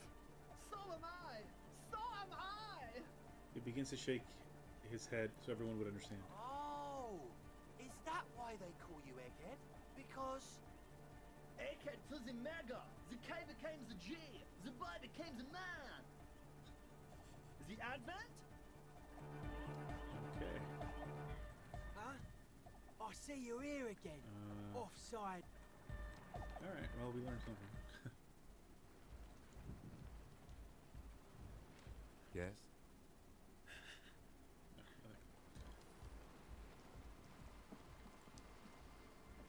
The shaggy-haired girl kneels on the sea ice. She looks up as you approach. So you talked to my associates, right? Are you going to help us? I'll help With you, the alright? church, I mean. Great. Let us know if there's any progress, will ya? We've been waiting for weeks here. You're sort of trying to set me up to use a drug lab. I'm guessing you knew of this plan? I did, and I'm sorry. For what it's worth. Which isn't much. This is why I didn't go into the tent. Typical delinquency. You don't get to choose your posse, they choose you. Mine are idiots, but they're mine. I tried to talk Andre out of it. I even tried not to lie to you. Indeed, she merely tried to omit the truth instead.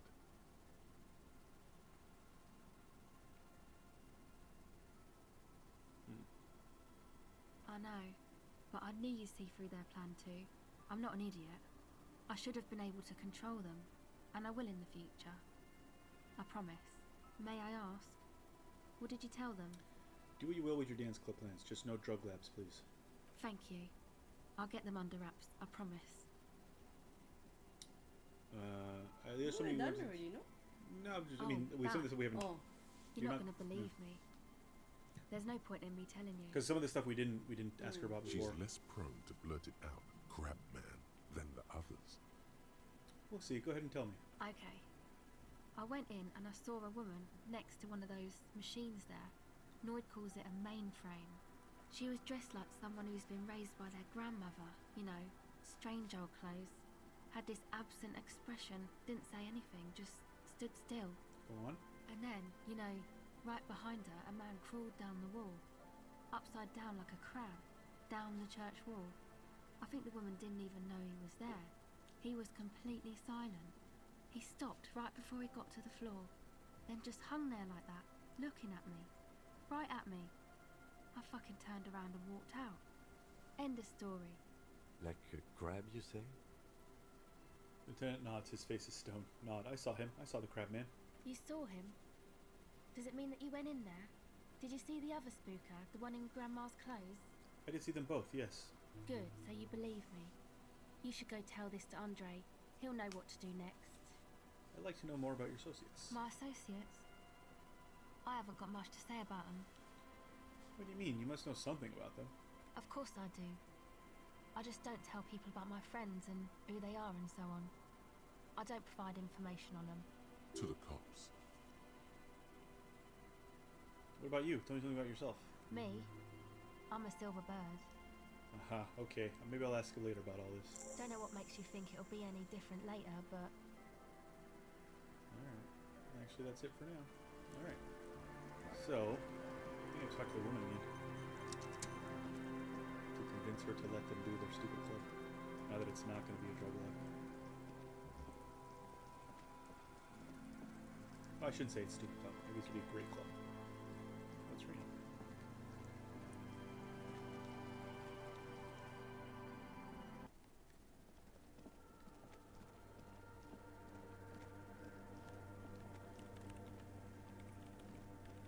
Yes, what is it? What if you didn't have to leave? You know, I talked to Andre. He wants to make it work. I don't want to make anything work. Hold on, you don't want to make anything work? Yes, anything. I don't want to make anything work. It's not the anodic dance music that's made her bitter. It's the failure of Fortress Accident. Are you bitter because your radio game project failed, or don't bring it up? One, I guess? Yeah. That's right. If we couldn't get our Welkins to happen, I don't want anything to happen. Ever again. There's not a trace of irony in her voice. She means it. Oh. Oh, yeah. Yeah. Look, Yeah. 97%. We lose. It's a white check, but I mean, I can't, like, we'd have to roll a double one, I mean. We've done that before. Easy. When her research is done, she can move out. Listen, about your research, you mentioned earlier that it's not going very well. Maybe I can help with something. What?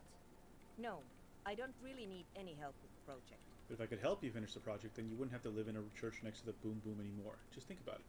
She thinks about it. A glassy look in her eyes. A gust of wind brings more snow in from the broken gallery. It touches her hair. Alright.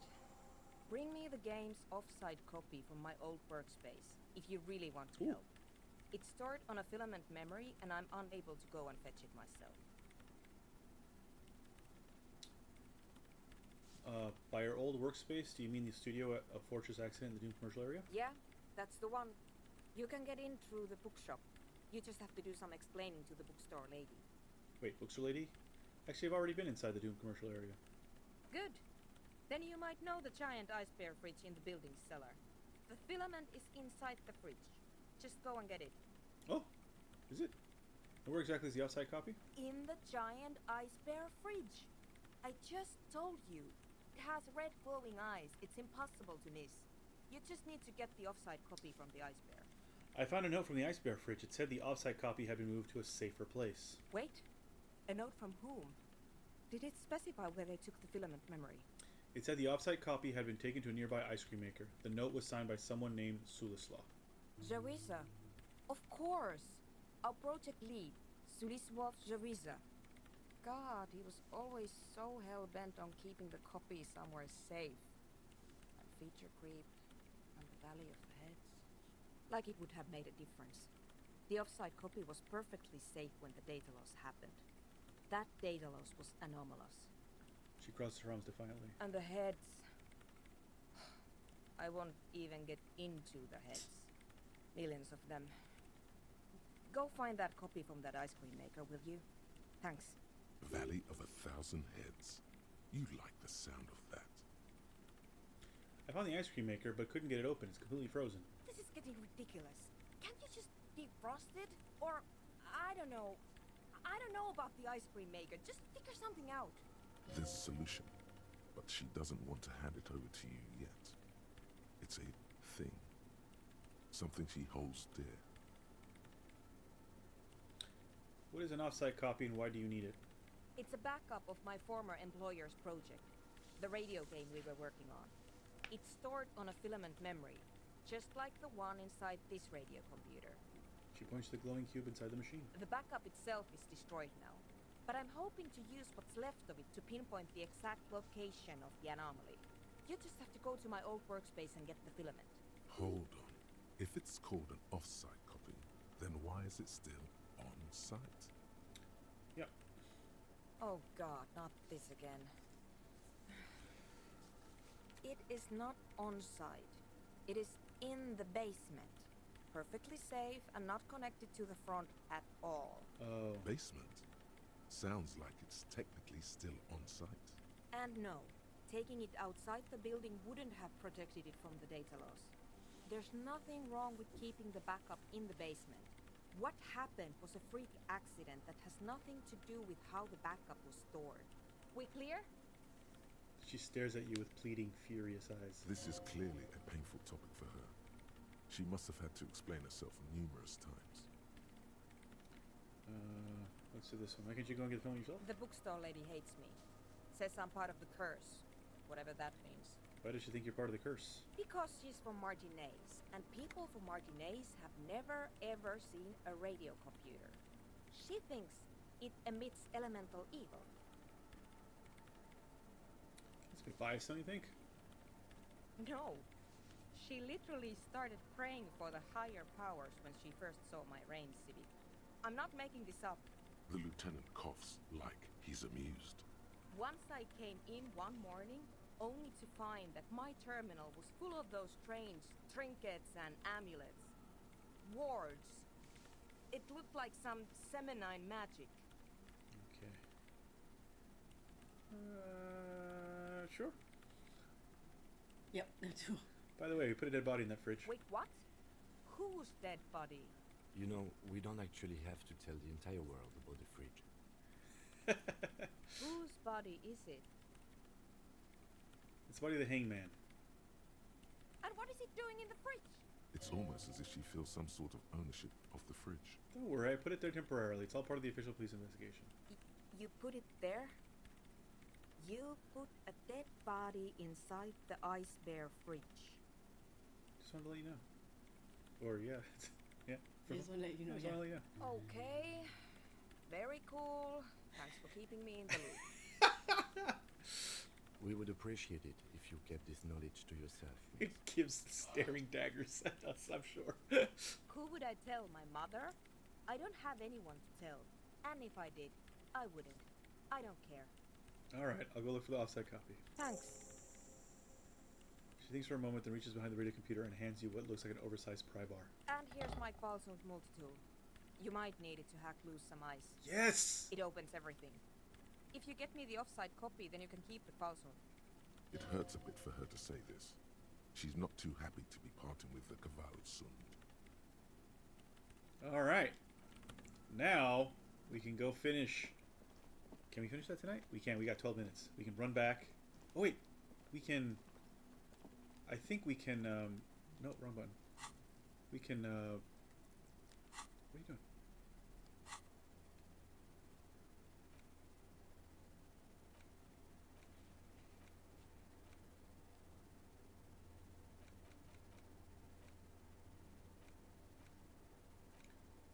Map. Can we fast travel, I thought? No, we can't. Alright, never mind. I thought we could fast travel for some reason.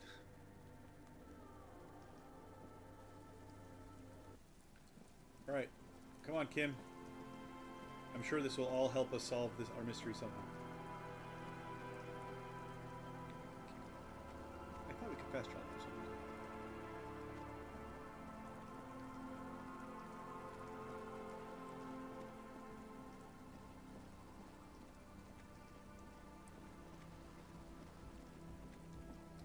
Would it be great if we could fit... Oh. There's someone's home away from home, just like yours. Wait, how do I... Oh. A pane of Eternite has been planted into the snow. 2 poles are holding it up. Barely holding it up. It could fall over any minute. A stronger gust of wind might be enough. What is this? It looks like a makeshift bridge. Could be convenient. Push the Eternite over. The pane falls into the icy snow with a soft thunk. We have a bridge now. Huzzah! Alright, well, how do we get back? Is it this way?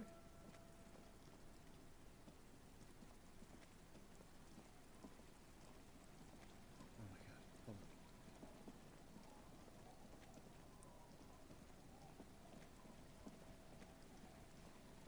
What is this way?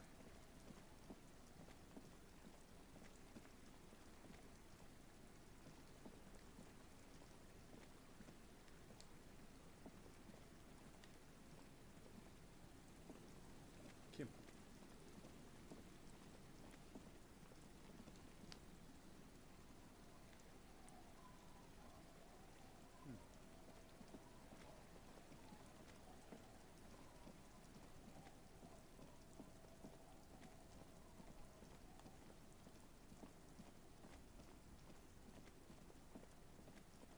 Hello, children. Hello. Everybody.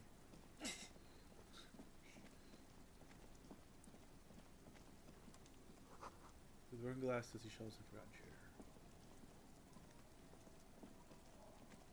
How do we... I don't know if I'm going the right way. Oh yeah, okay. Oh, did I go in here before?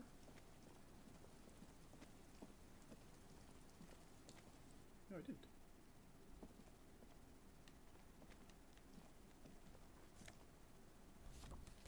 Postcard, Coal City 08. Ah, a bow tie.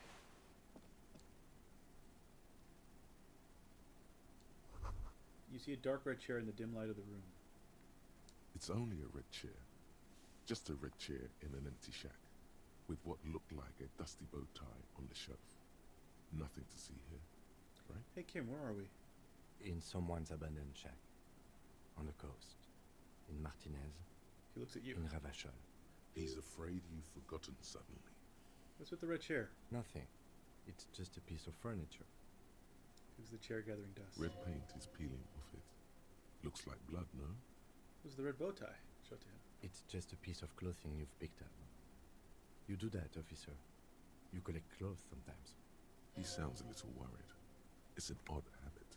You better not fucking think about ditching me for some shitty cum-stained bow tie! Whoa. You and I are gearing up for the final showdown that's gonna be off all walls. You wait and see. Your necktie sounds very scared.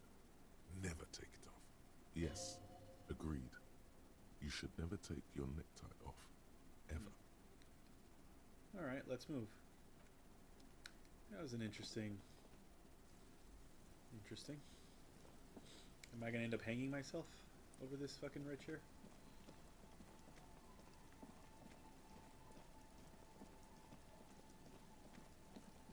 Gotta get back to... What's all this? Oh, the fence and the barbed wire. Whoa, how come we never saw any of this before? So he's missing, no one's been here for a long time. Someone has left their music collection beneath the tarpaulin.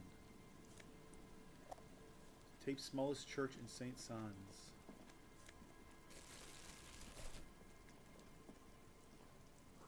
Glory says the graffito to the ghosts of us.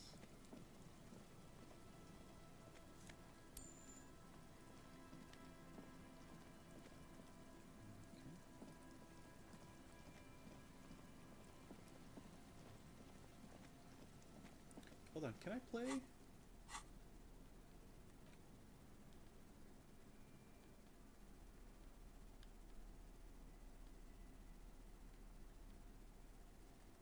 Ah, I can. Take you found in from shack on the coast. Small church and things around what we said supposed to contain the instrumental version requires boombox to play. I don't have boombox. The porter reel is just what you needed. The reel's attached to the apparatus with a satisfying click. The tape is routed behind the magnetic reader. Press play on tape. You press the large button marked Commencer, and the tape starts spinning. There's a small delay before the song starts playing. Press your ear against the speaker or keep the porter reel at harmless distance and wait. It sounds like someone's moving in the room, getting comfortable. Then the organ starts playing a simple, melancholic tune, echoing in the hallway. A lone singing voice joins in, telling you about the tiniest church in Cessons, surrounded by even tinier yard. You almost feel the seaside mist on your skin. It's mega sad. Within seconds you know, this is the one. The real shit you've been looking for. The one you trust your room to. This one tells it like it is. This is your tune. A click, then silence for a bit. Then the tape stops spinning. Could I sing this for karaoke? I think I could sing this. Of course you could sing this. You could take sad to a whole new level with this. And you already know the lyrics since you've listened to it like a million times. Yup, they're all here. All 3 verses. And the B-side of the tape contains the instrumental version. It's like the world itself is telling you to do it.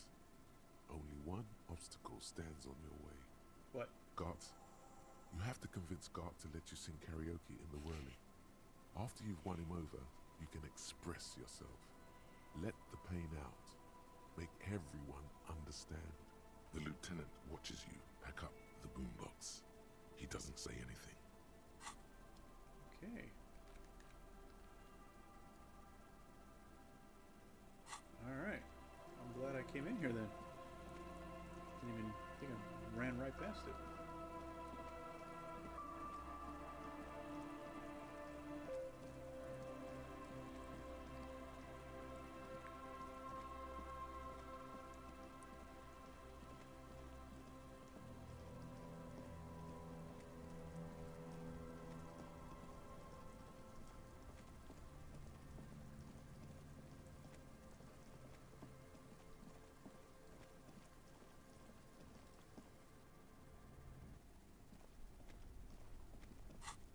Okay, let's put this.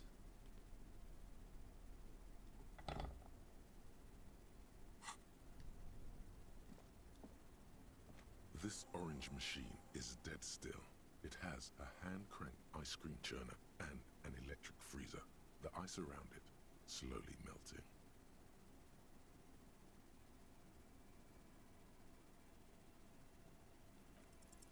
Ice squeaks beneath your Kavalzun multi-tool, but your fingers slip away from the tool.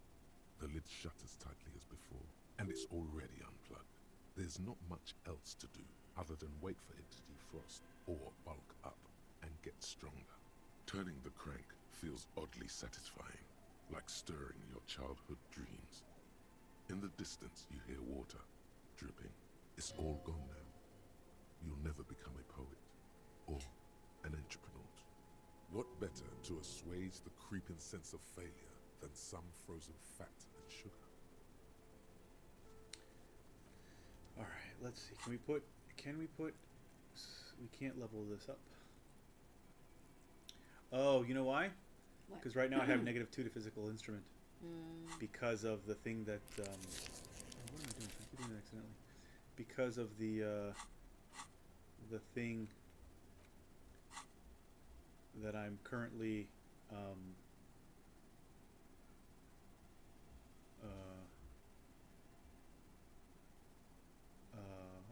researching, the wasteland of reality. That's why. Because that'll give me back my +2, but also, or rather, it'll give me back my 2 that it's taken away, but also probably make me stronger after it's done. That's usually what happens. You get negative to something while it's working, and then you get stuff afterwards.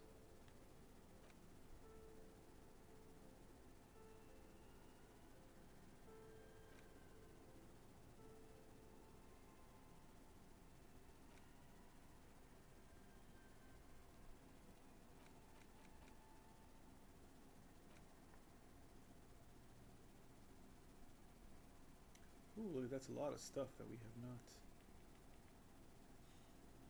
Dang. Alright, well, we can't open that yet. Oh, you know what, though? We can...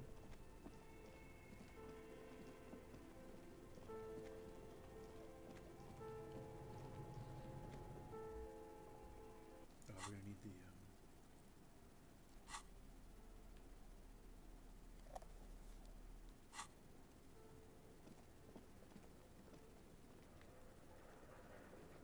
Can we print this out? Tiles So I on the give her tube the... are still smoldering. casting the framework in a soft glow. Fluorescent play and print keys. The speaker comes to life. Statics. Good afternoon. So, please repeat. Is this the production schedule? Good.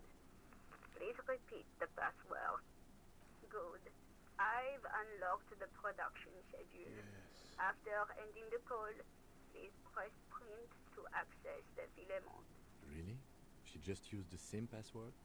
Maybe those radio computer guys aren't that paranoid after all. Lieutenant seems almost disappointed to discover that. Fortress accident. Is there a That's all thank for you? now. Tiles on the cube are still smoldering. Press Casting with a quiet determination, the printer starts printing. A piece of paper unfolding like a handheld fan. A black crisscross of letters covers its surface. It's a project report written by the lead producer, Andrew Andy Schott, about Whirl Untethered, a radio game developed by Studio Fortress Accident. The first few pages give an overview of the capital and workforce, while the rest of it seems to be a production schedule. Read about the capital, I want to know about money. In its short time of existence, Fortress Accident SCA managed to burn through truly insane amounts of money. The first tranche of seed financing brought in 150,000 Ria, but then came the delays. Eventually, the damage reached 400,000 Ria, Wow. with only half of the game finished. Feature creep. 400,000 Ria. You're my yo. These guys knew how to party. Gosh, where did they get all this money? Let's just say it was a real adventure for their Igaunian investor. Read about the workforce. Who worked there? How long? Fortress Accident employed 18 people. The bulk of the team composed of writers and concept artists. There were also radio programmers, sound engineers, a CEO, 2 marketing experts, and a single overburdened producer who developed a habit of popping Pyrrolidon in the basement to escape his obligations. But on the other hand, their obligations were piling up at an inhumane rate, a rate that could only be amended by Pyrrolidon. Why did Fortress Accident have so many concept artists? Wait, why Why did a did it radio have- game need so many artists? It Yeah. didn't. It didn't need so many concept artists? No, definitely not. A few more producers could have come in handy though, especially when dealing with writers, some of whom routinely skip to work because of mental health issues and extremely unprofessional sleep schedules. Goddamn those writers. One of them even managed to steal some valuable company property before skipping town for good.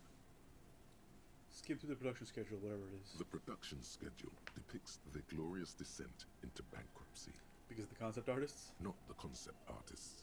It wasn't even the writers, with their panic attacks and 3-hour lunches. Stop attacking me! God damn it. It was impossible not to fail. The project was too large, and no amount of money could satiate the ever-expanding ambitions of the development team. They tried to make a 4 million real game with 400,000 in their bank account. They thought they could bridge the gap with pure willpower and imagination. They couldn't. I could have bridged the gap. Or, oh, so they were done in by their own ambition. I think that's the second one. Yeah. No. Even then, success remained within an ever-narrowing margin of possibility that, despite everything, never entirely disappeared. That is, until they discovered the Valley of the Heads. The what? At the 11th hour, the lead designer, Jimsk-born Suliswaf Jalisa, decided that what Whirl Untethered needed was a secret mystical location at the extreme edge of the map. This place was to be the Valley of the Heads, where the heads of all the headless constructs could be found. The player would have been able to choose a head for their headless party member, and each head would have been voiced on air by a professional actor. This is some insane shit. Who are these people? How many heads were there? Yeah, first one. The world had never seen their kind before, and might never again. Yes. How many heads were there? So many. The last count, there were approximately 10,000 heads for 10,000 headless men, all of which could be endlessly recombined. How many combinations could you make out of that? Do you really want to know? There seems to be a calculation here, but it may take a while. Yeah, how bad could it be? Oh my god. That's a very large number that the mainframe has spit out. Oh god, it's still going. Keep going. Oh my god. The lieutenant taps his foot impatiently, his arms folded tight against his chest. He's dying for a cigarette. Come to think of it, you are too.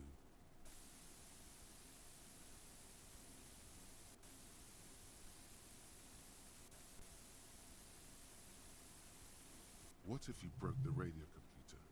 What if it's never going to stop? Just let the numbers wash over you. And that's it. Okay, so that's what did them in. And that's it. They finally ended with a bunch of zeros. My god. Okay, so that's what did them in? Well, yeah, that and the catastrophic data loss. That's supposed to be the anomaly Suna mentioned in the church log. On the nature of the data loss, there's ominously little information in the production log. It comes at the very end, where things get fuzzy and dark, where tables and numbers seem to vanish into an eerie nothingness, before the Egonian investors pulled the plug.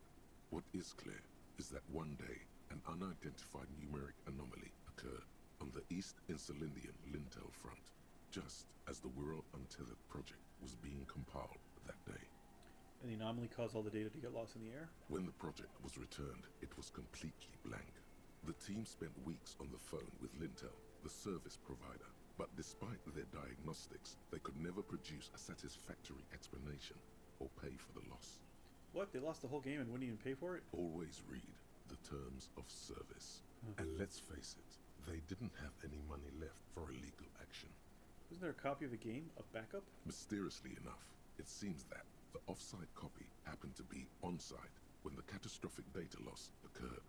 It was the lead programmer's responsibility to oversee weekly maintenance of the off-site copy and, well, keep it off-site.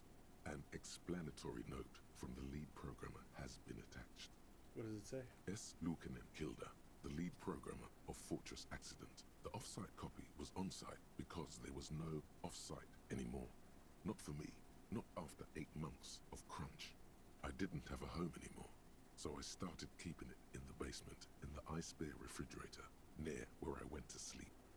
It was perfectly safe there. The temperature conditions were optimal. It's not very convincing, is it? Her former colleagues would agree with you. Is there anything else from this lead programmer? The production schedule ends with a few random notes that seem to be added sometime later. Read the notes at the end. 4 months later, by an unknown author. I am the only one left, and it's gotten rather damp here.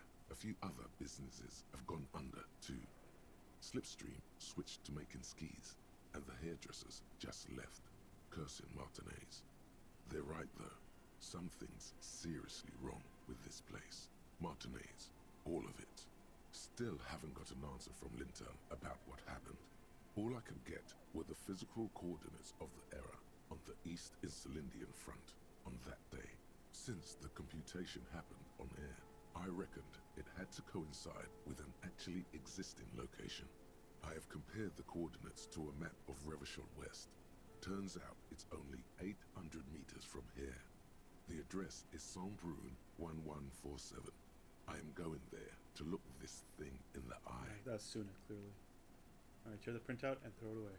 Tiles on the cube are still smoldering, casting the framework in a soft glow. Fluorescent play and print keys shine on the keyboard. Remove the production schedule. The filament slides out of its glowing nest. Okay. Alright. Still can't get that stupid thing open until we finish. Is there a staircase here? Oh. Okay, nothing.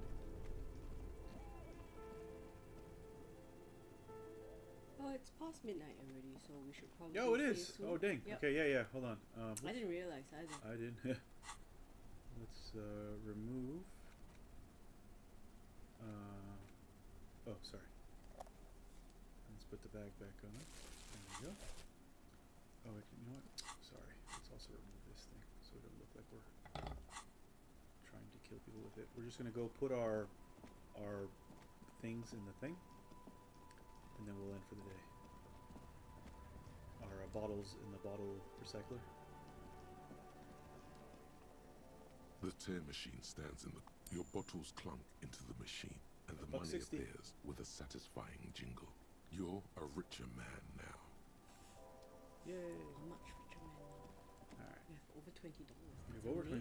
Yeah, we didn't have to spend money for room and board anymore.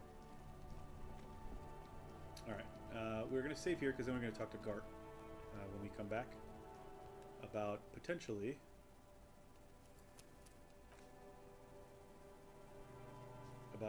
letting us sing karaoke. All right, so that was slightly longer than 2 hours of Disco Elysium. So what's coming up for us on Tuesday? We're going to continue and potentially finish Sherlock Holmes: The Awakened. I think we only had a little bit left to go. Hey, Eris, you got here just as we were finishing. Hi. Hopefully we'll see you on Tuesday. Yeah, hopefully we'll see you on Tuesday for Sherlock Holmes: The Awakened. Again, when we might actually be finishing it. On Wednesday for Dan Plays Show's Backlog. I have forgotten because it's been so long, but I'm playing something. What am I playing on Wednesday? The Unfinished Swan. That's what I'm playing on Wednesday. The Unfinished Swan.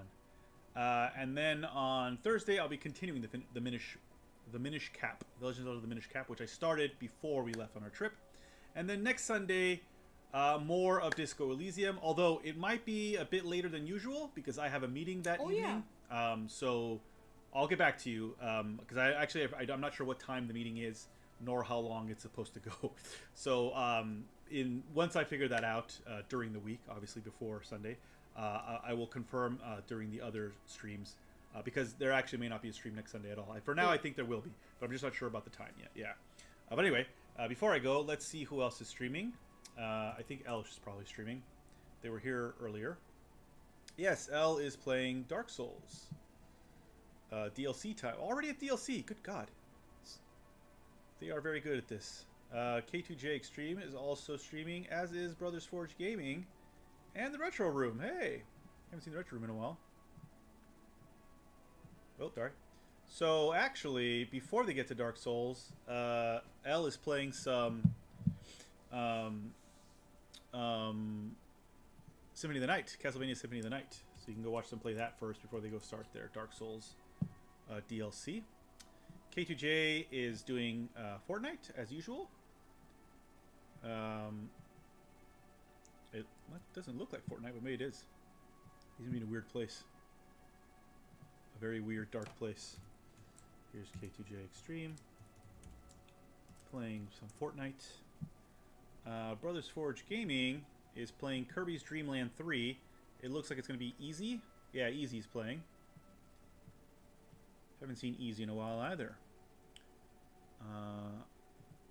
Here's Easy on BFG.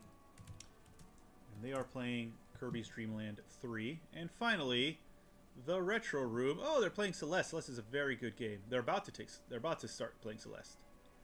I think they just went live, but they haven't started actually playing yet. But they will soon. Retro. If you've not played Celeste before, you should. It's a very good game. There you go. You can watch them hang out, play. Tell them I sent you, and we will see you on Tuesday for Sherlock Holmes: The Awakened. Bye-bye. Bye bye.